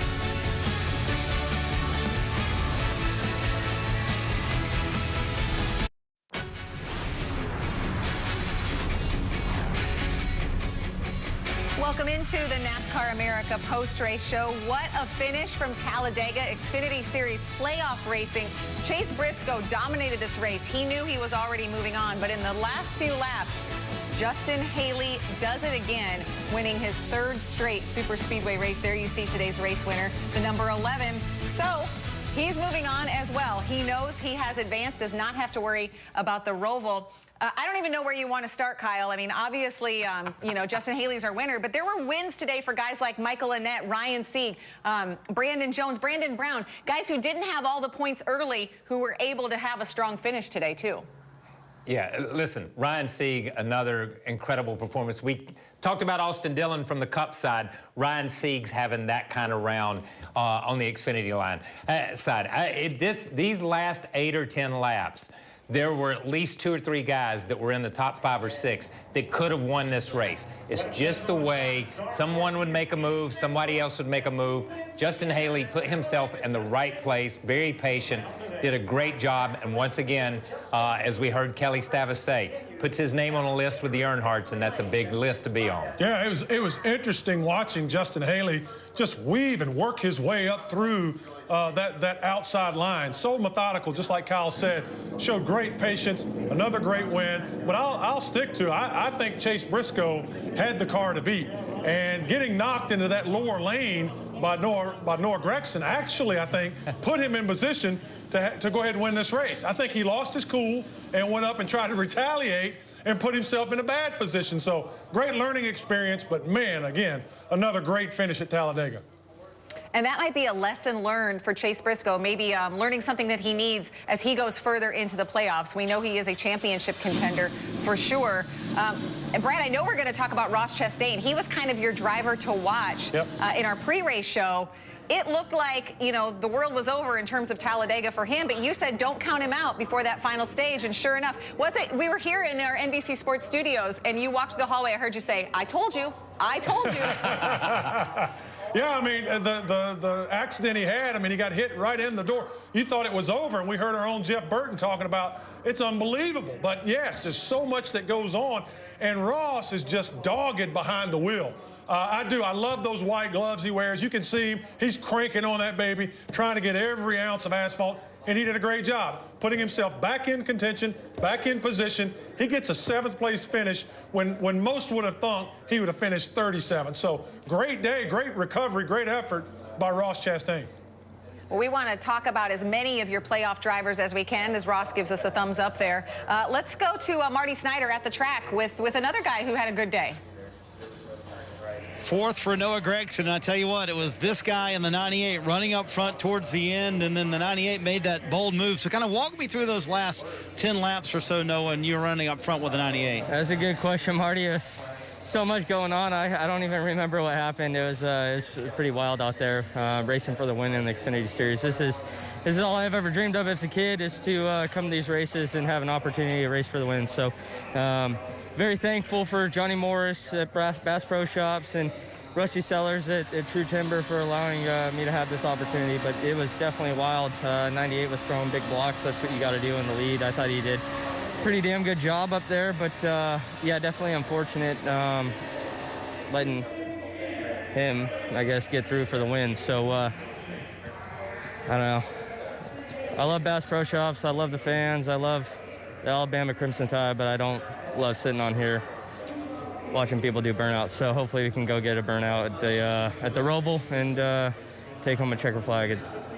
Disappointed though. Certainly understand that, but there were no team orders today. You guys kind of had freedom. Did that change the game a little bit for you, Noah? Yeah, turn 3, the first lap, I guess that's kind of how it's going to be. So, I don't know. To be able to come home 4th with a strong Bass Pro Shop Chevy, it feels good, but not good enough. So, definitely different than how we were earlier this year. I don't know if one's better or one's not. We had team orders at Daytona and came home in a ball. I talked to you guys early at the Care Center, and then today we finished the race. So I thought Dave Owens, my crew chief, called a great race. We were racing AJ Allmendinger for the lead coming to pit road for the green flag pit stop, and that kind of sucked not being able to go there with the caution coming out. But yeah, just so thankful for everyone that supports me, all the fans, my family, everybody at Bass Pro Shop, True Timber, Black Rifle Coffee, and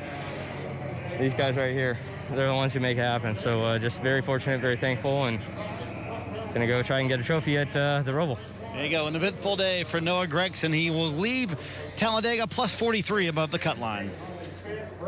Yeah, an eventful day, an eventful interview. Like you talked about, Kyle, at the start of the day, you asked him, Marty asked him 2 questions. I think we had 12 different answers there. But he also said, Noah Gragson, he has the final transfer spot as we speak right now. He said this is what he's been dreaming of since he was a kid. He is a kid. He's 22 years old. All these guys out there are kids.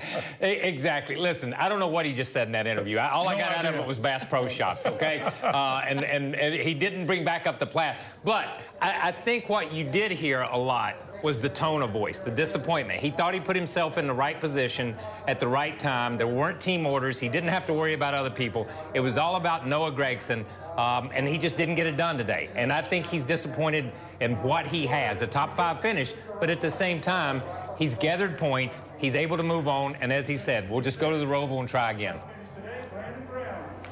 All right, you see a handful of playoff drivers there, Noah Gragson, Ryan Sieg, Michael Annett. Let's hear from that guy that we said was going to be one to watch. Ross Chastain is standing by as we speak with Kelly Stavis. What an adventurous day Ross Chastain and this 10 team had. At one point, Ross, we weren't even sure that you guys would be able to make minimum speed getting off pit road after repairing some damage. How are you guys able to recover from all that to come away with such a strong finish? For a minute there, thought you might have a shot to go for the win. Yeah, Kelly, it's just about the fight of this 10-team Nutrient Ag Solutions. It's no different than some farmer putting Dyna-Gro seed in the ground and hoping for that rain. It's the same thing with us. I was just hoping for a little rain in farmer terms and hoping that we could, like you said, clear that fender. My Chip Ganassi Racing pit crew did an awesome job. Those guys are some unsung heroes today. Jaron Antley, our car chief, he went over there and got that fender fixed. So, yeah, it's towed in. The crush panels are knocked out of it. That was a hard hit. I did not, they were like, fired up, get it back, drive backwards down pit road. And I was like, oh, okay. But yeah, our Dyna-Gro seed guys, they did what a farmer does, and we kept fighting, and we came out of here and gave ourselves a shot at the Roval. Yeah, I don't know how you rate your own road course skills, but a lot of your teammates and crew chief have given you a lot of credit for improving over the time. You've got 3 points to work with above the playoff cut line. How do you like your chances next week? Oh, we got 3 points? Oh, it's great. No, it's yeah. I mean, we have the speed. We'll have the speed next week. Yeah, I've leaned on AJ Allmendinger a lot. He stands behind me at the simulator and just do this, do that, don't do this, don't do that, look at this, look over here, look over there. So as a race car driver, it's all I can ask for. He's been a mentor to me, and I hate what all happened back at Daytona, but he stood with me through all that, and he's one of the best friends out here I have. All right, Ross Chastain says it was that farmer attitude and fighting spirit that kept him in this one today.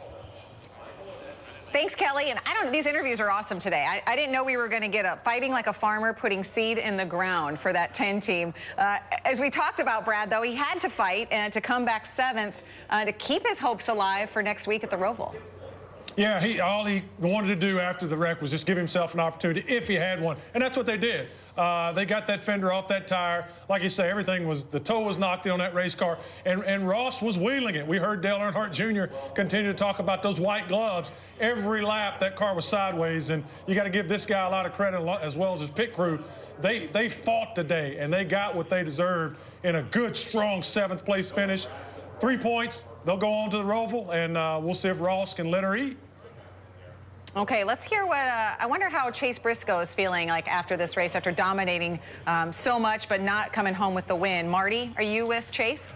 Yes, I am, Krista, and I don't think 20th begins to describe the afternoon for Chase Briscoe. The dominant car, obviously, but I want to start with the end of the race and that kind of block you threw on the 9. You and Noah Gregson shared a light moment about it a moment ago. So kind of walk me through that as you're trying to keep the lead there, Chase. Yeah, just obviously there at the end, you're doing everything you can to protect the runs, and he's trying to make moves. Just part of racing here. You know, it was exciting, at least on my end. I was about wrecked 2 or 3 times trying to block, and just you know, it was cool. I knew that he had talked to Dale about how to run this place, and obviously I had talked to Dale how to run this place, and it was weird because I knew what he was trying to do every time, so I just kept trying to protect it, and just, you know, part of racing here. But overall, you know, a really good day overall for Ford Performance Racing. Ford to win 2 stages, that's huge going into the next round. So 20th obviously doesn't tell the whole picture, but you know, that's part of racing here, and we're going to the Roval next week and have some fun. So when Austin Cindric fell out, he was your dancing partner all day long, and they told you, hey, you got to make it happen yourself. How did the game change for you at that point, Chase? Yeah, you know, truthfully, it was going to change regardless going into that final stage, just because our whole goal, the first 2 stages, was to help the 22 get enough points, and you know, he did a really good job of trying to protect for both of us. And then once he got knocked out, it obviously hurt our health, but I felt like we were pretty good to be able to manage it. And, you know, there at the end, everybody's out there for themselves, so made it a little bit easier. There you go, Chase Briscoe, 20th. And as we mentioned a moment ago, Chris, and Noah Gregson came up. They shared a little laugh about that block that Chase threw, which is always good to see drivers be able to do after the race. Yeah, absolutely. A little laugh. We see a replay of it here, so definitely good to see there. And you mentioned Austin Cindric, Kyle. He ends a streak of 15 consecutive finishes of 12th or better. We heard from him during the race broadcast. Your thoughts on what Chase Briscoe had to say? Yeah, you know, it's easy to laugh when you didn't have anything to lose. He was already moved on to the next round. If that had been a situation where he had to win to move forward, that wouldn't have been a fist pump. That would have been a fist-to-face pump is what it would have been. Because and we've sloughed this off, but this is Talladega, and we can see some serious things happen here. I think Noah was aggressive. Also, Briscoe was aggressive blocking, but you're going to have that when you're in the playoffs. It was a good race that just didn't come out those 2 guys' way. Okay, so let's take a look at the standings now. Justin Haley, your winner today, so he joins Chase Briscoe, moving on into the next round. The guys now in the danger zone: Michael Annett, Harrison Burton, Brandon Brown, and Riley Herbst. And Michael Annett, again, we always talk about how crazy these points are. Michael Annett finished 2nd today, so he did gain ground, but he is still 3 points below the cut line. Let's hear from some more playoff drivers. We're going to do that when we come back to the post-race show, the NASCAR America post-race show. We'll get you more from Talladega when we return.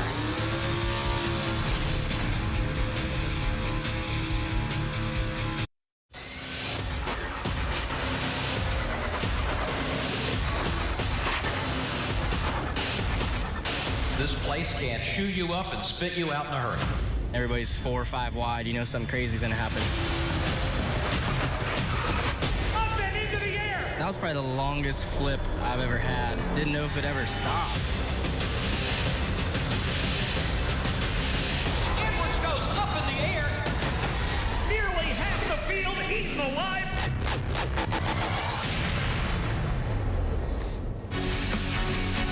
Tomorrow on NBC, it's the NASCAR Cup Series playoffs continuing from Talladega Superspeedway. Race coverage begins at 2 p.m. Eastern, pre-race at 1, again on NBC. And if tomorrow is anything like we saw, especially on that last lap, Brad, today, is going to be wild. We saw a little bit of everything here. Yeah, we really did. A.J. Allmendinger had been so strong, but you see him right there. You see him get turned. Harrison Burton gets turned. It's just calamity and pretty significant licks. But I tell you, at this moment and at this point, everything changed points-wise for even the guys in the garage. Yeah, the 7 car of Justin Allgaier, we see right here that the 16 of AJ gets turned. He gets turned into Harrison Burton. But AJ or Justin Allgaier is sitting in the garage, 9 points to the good, and after this accident, he ends the day 15 points to the good. Yeah. He was a huge beneficiary. But as we see this, you know, this is a typical Talladega crash. You see the 16 get turned. He gets into Harrison Burton. Harrison Burton goes back up at the racetrack. And Myatt Snyder, who had a great day today, ends up having his day ruined. And that's what Talladega is all about. You run, you do the best you can until 2 or 3 laps to go, and your day can end like this. Yeah, you mentioned Justin Allgaier. So he finished 30th in this race, was knocked out. So while he was sitting in the garage, basically what Kyle's saying is he somehow managed to gain points just because of what happened there on that last lap. You see him there 15 ahead. A lot of eyes next week will be on Michael Annett. He is 3 below, so he's trying to get up into the top 8. He finished second today, and he spoke with Marty Snyder. Well, second for Michael Annett. I tell you what, when you and Ryan Sieg dropped to the bottom there, did you think you could build enough momentum to catch those guys who seemed to be very committed to the top? Yeah, I mean, I tried for 110 laps to get that to work. I felt like I was by myself for most of the race, and but you know, when you're back there in that position, you got to try something different. And finally, everybody bought in and went down there with me. And you know, I was getting kind of frustrated. They kept wanting to side draft coming off 4, and I'm like, just stay to the bottom and stay, you know, as low as we can and keep our momentum up. And I mean, I shipped a few of them out of the way doing that, and I just wanted to get that train lined up down there. So it's unfortunate. We needed the win because another race with no segment points. You know, with a lot of the moves I made earlier in the race, I don't know if they were mistakes. They just didn't work. So lost out on a bunch of points to the guys that are around us trying to make that next round. So I was really hoping we'd come off turn 4 and have a chance. I saw Noah's car coming, had it planned out in my mind to pop out in front of him on the exit of 4 and hopefully get pushed to the win. But it's unfortunate. Like I said, we really wanted to win, but these Pilot Flying J guys and everybody at Hendrick Engines, Junior Motorsports, they don't give up. We didn't give up last week, and we didn't give up this week. So one more round to go get it done. Wanted the win, comes close. He finishes second, and he goes to the Roval, -3 below the cut line. A 5th place finish today for Brandon Jones. So it's not a win, Brandon, but if I had told you at the start of this thing that you would leave with a 30-point cushion and a top 5 finish at Talladega, would you have taken it? Yeah, I mean, this is probably a really impressive day for Superspeedway because I've never really been a part of running great in all the stages and then getting that finish that we needed there at the end as well. So these guys did a really good job from the last Superspeedway that we went to try to get our Menards super as fast as Xfinity Internet, and I think we showed up with something that definitely contended almost for the win there. So really excited. I think the Roval's going to be pretty good for us. We had such a good run at Daytona earlier at the road course that I think is going to be really strong when we come next week. So looking forward to it. Menards does so much for us. Swiffer on the hood, Wiley X, all those people that help us out. I'm looking forward to trying to get to the next round. Well, take me back to pre-race because you literally had to run to your car, got there after drivers start your engine. What happened, and then how did you kind of regroup and yourself in the car? Yeah, I've never done that in my entire life, and I looked down. Jeff's calling us at the hauler, and he's like, "Man, you have like 2 minutes." I'm like, oh my gosh, so I had no idea, but is what it is. They're gonna wait for you when you get down here. So luckily I saw it when I did, and it was because I was sprinting pretty much the entire pit road here, but when I got in, I was pretty good, and this track's not a physical place. It's more of a mental place, so first lap I was ready to go.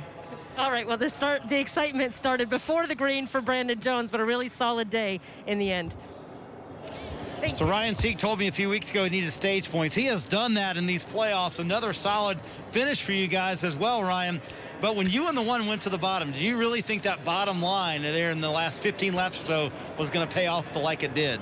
First off, I want to say get well, President Trump. But yeah, I was unsure, but we were at the back of that line, so I was like, I got to do something. I got to get to the bottom and at least move forward to try to get as many points as I can. So enough of us got down there, and I saw the 16 go down there, and then the one just continually stayed down there with us. So I was just happy that some cars went down there, and we were able to get the CMR Roofing.com Chevrolet P3. How about going to the Roval plus 23? Does that make you feel a little bit better? Yeah, a little bit better. A couple spots, the win would have been a lot better, but we're still on the positive side, and you never know what can happen at the road courses. We'll do a little bit different strategy, or you never know what can happen there. So we're excited to go to the Roval and plus 23, but just want to say I can't thank my mom and dad enough for all that they do, and just say hey to everyone at home. I know the kids are watching, but it was fun. We're just a couple spots better, but points day was great. Going to the Roval. Boy, it's been a strong second round for Ryan Sieg. Back-to-back top 5 finishes. What wasn't exactly the win that Brandon Brown was looking for today, but a top 10 finish for him anyway. And Brandon, you got to get out there and lead this whole group. What was it like leading laps here at Talladega? Yeah, I mean, that was really cool to be able to get out and get our Larry's Hard Lemonade 68 up front. And I thought, I really thought, I was like, man, we got the Xfinity internet speed in this thing, so we were going to go all the way to the front. But unfortunately, I mean, it's Talladega. It was a lot of highs and lows, getting shoveled all the way to the rear, and it feels like your race is over, but then you get a line that moves you to the front. And I mean, it was a lot of fun all day to do that and battle back and forth with these guys. I wanted to get connected better with a couple other drivers while we were out there, but I mean, it is what it is, and I mean, I think we came out and we showed how strong that we can be, and I'm excited to retire that car. That's been our Superspeedway car for the past 2 years, so I'm excited to retire it, go get something new, and then really make a run at it. Well, everyone called this a wild card race, which is perhaps why you felt optimistic coming in. But they also say that about next week at the Roval. How do you like your chances to come away with a win there and secure your spot in the next round? Yeah, I mean, woo, winning the Roval, that's going to be a toughie. I think that's almost like a stay-alive race like this. But, I mean, I'm excited for it. I'm going to stay optimistic because there's no other way to stay. I mean, you got to do it. I mean, I'm racing in the NASCAR Xfinity Series. Who else can say they can do that? So, I'm just stoked to be here. I'm really happy. Thank you to all my partners, Coastal Carolina University, Larry's Lemonade, Mid-Atlantic. I mean, everybody that comes together, Solid Rock Carriers, to make this possible for me. So I'm excited. I'm optimistic, and maybe the Roval will be where I can get to the round 8. All right, Brandon Brown comes away 10th today at Talladega. And how do you not root for a guy with an interview like that? I mean, he's just sort of living the dream. Those last 2 interviews, actually, Brandon Brown and Ryan Sieg, they're both underdogs in these playoffs. They are both still fighting to stay alive. As you see the leaderboard, Justin Haley, today's winner, joining Chase Briscoe. They advance for sure, no matter what happens next week. Okay, before we get to next week, we need to get to tomorrow. We're going to talk about the Cup Series race at Talladega when we return to the post-race show.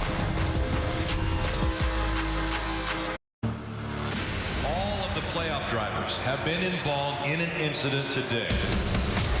Get John hang on. He's going to go sideways. Right in front of the pack. They had a bigger run than I realized, and I should have let him go instead of block that. Farmer gets turned. Romeo Logano. Got it pretty good here, boys. The big one happens right at the front of the field. God dang it.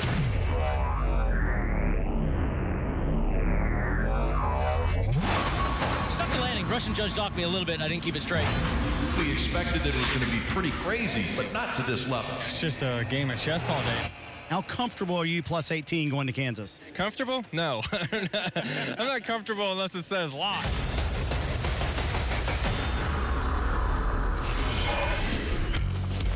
So just some clips of racing at Talladega over the year. Wait, what? That was all last year? You guys are kidding. That was all last year's playoff race. That's unbelievable. The playoff leaderboard, as you see, for the Cup race tomorrow. Brad, where are you looking for? Obviously, all eyes are on Kyle Busch to see if he can get into the transfer position. But who are you watching for tomorrow's race? Well, Krista, just like we looked at the previous 3 races, and you look at Richmond and Bristol, and you say, Clint Boyer, those are his races he can take advantage of. These 3 starting at Vegas last week and coming to Dega, it's Penske cars. Last week, it was Joey Logano. I mean, of all the guys in the playoffs, he has the best average finish. Wasn't quite able to take advantage of that. But when we come to Talladega, again, Joey Logano, and even one better is Brad Keselowski. 5 wins here. I'm looking for those guys to finish in the top 5 and one of them to walk away with a win. So big weekend for those Penske cars. Listen, I think it's a big weekend for all 12 of these guys. And I think we just saw it in the Xfinity race. When you see Ross Chastain have an issue, still salvage something. When we see Justin Allgaier sitting in the garage and gaining points because of the big one at the end of the day. Anything can happen. We just showed highlights, and it's carnage and chaos. That's what it is. Last week, we saw our 12th place guy in points, Kurt Busch, leapfrog over everybody to move on to the round of 8. We could see that this week with Austin Dillon. Do not count Austin Dillon out going into Talladega. Do not count Eric Almirola out. Do not count these guys out. Until they throw the checkered flag at Talladega, it's not over. You can still gain points. Not stage points, but you can still gain points. Yeah, Eric Almirola has won at Talladega before, so a great point. Austin Dillon, kind of that feel-good Cinderella story from the first round. Brad, the fact that Kyle Busch has not won, and now it's like pouring salt into the wound a little bit. His brother wins last week. He knows he's moving on. What does Kyle Busch have to do to get into victory lane? Well, it's too difficult here to predict whether or not Kyle Busch can get to victory lane. Is he capable? Of course, no doubt about it. But there's a lot of things that happen throughout the day. Like I said earlier, you expect the unexpected. I'm sure he'll race hard, put himself in good position. It's just a matter of he can be lucky throughout the day. And I do believe he will push tomorrow. He will push. I think we'll see Kyle Busch up front all day tomorrow because he wants to get to victory lane before we get to the Roval next week. But it's just so difficult to predict. We all know this. We all talk about it. But that sand is just trickling through the hourglass on Kyle Busch getting a win this season. Yeah, we seem to be a lot more concerned about Kyle Busch winning a race this year than Kyle Busch is. Yeah. I mean, he just steadily goes about doing what he does. And yeah, he's had some bad luck. He's put himself in bad positions. Mechanical things have happened. Talladega, again, is a place that anybody can. But it's an equal footing there. I look at Kyle Busch's ability. Some places we go and I say, he's the man. He's the guy. At Talladega, he's another driver and another car. And at any given time, something can happen to them or for them. Yeah, the unpredictability, uncertainty, certainly those are storylines heading into the Cup race at Talladega tomorrow. We will wrap things up here on the NASCAR America post-race show. Again, Justin Haley, today's Xfinity Series winner. More to come right after this. Get in gear for the playoffs. Check out the greatest selection of T-shirts, hats, die-casts, and much more for all your favorite drivers. Visit NASCAR.com/shop. When you say Talladega, it's a wild card. Anything can happen. Oh, God, why do we have to go here? The unknowns of what could happen there. Chaos. Insanity. Crazy. When I think about Talladega, I think of it as an opportunity. Yes! I freaking love you guys! It's a wild card. It's a Hail Mary. You just don't know what's coming next. One little mistake and your day's done. It's kind of an equalizer. Everybody has a shot to win. But just trying to make it to the end is tough there. You're going to have to be aggressive. You're going to have to be bold. But you're also going to have to weigh out risk versus reward. There's really nothing to ensure you to not have a bad day. The only good scenario for Talladega is being locked. His ticket is punched for round 3 of the NASCAR Cup Series playoff. Whether you love it, whether you hate it, you can't control your own destiny there.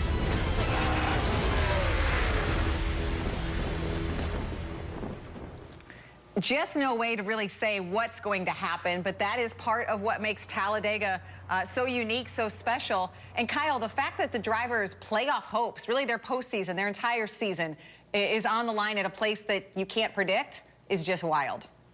It is wild, and I think they said it best. We just saw those clips. Insanity, crazy, opportunity, optimism, whatever. I mean, every emotion, every word you want to use to describe Talladega come to mind for these drivers as they sat there.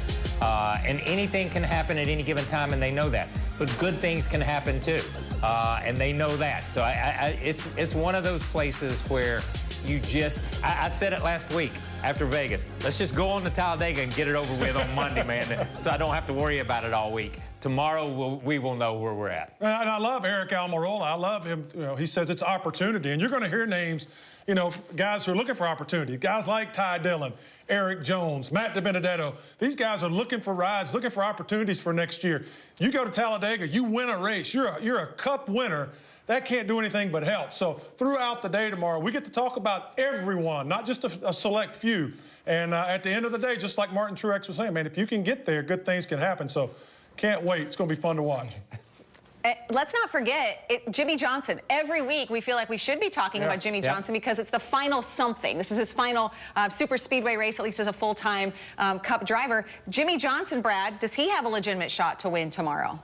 Oh, heck yeah. Jimmy Johnson has a real shot to win tomorrow, and especially with the Hendrick cars. They found their speed. They're back. They're really fast. So if they can work together, stay together tomorrow, absolutely. We could see that 48 one last time go to victory lane. And let me just say this. Dale Jr. fans are still waiting for Jimmy to push Dale Jr. to a win at Talladega because he owes him one. Okay, so let's tune in tomorrow and see if that happens. It's not going to happen. Okay, that might not happen, but I'm going to work an Earnhardt in here because today, Swiss Skydiver became just the 6th Philly to win the Preakness. Well, Justin Haley becomes just the 3rd driver to win 3 straight Superspeedway races in the Xfinity Series, joining the Earnhardts, Dale Earnhardt Jr. and Dale Earnhardt Sr. Congratulations to Justin Haley, today's Xfinity Series winner. We'll see you beginning at 1 p.m. Eastern tomorrow for Cup Series playoffs. Lucas Oil Motocross from Thunder Valley is next.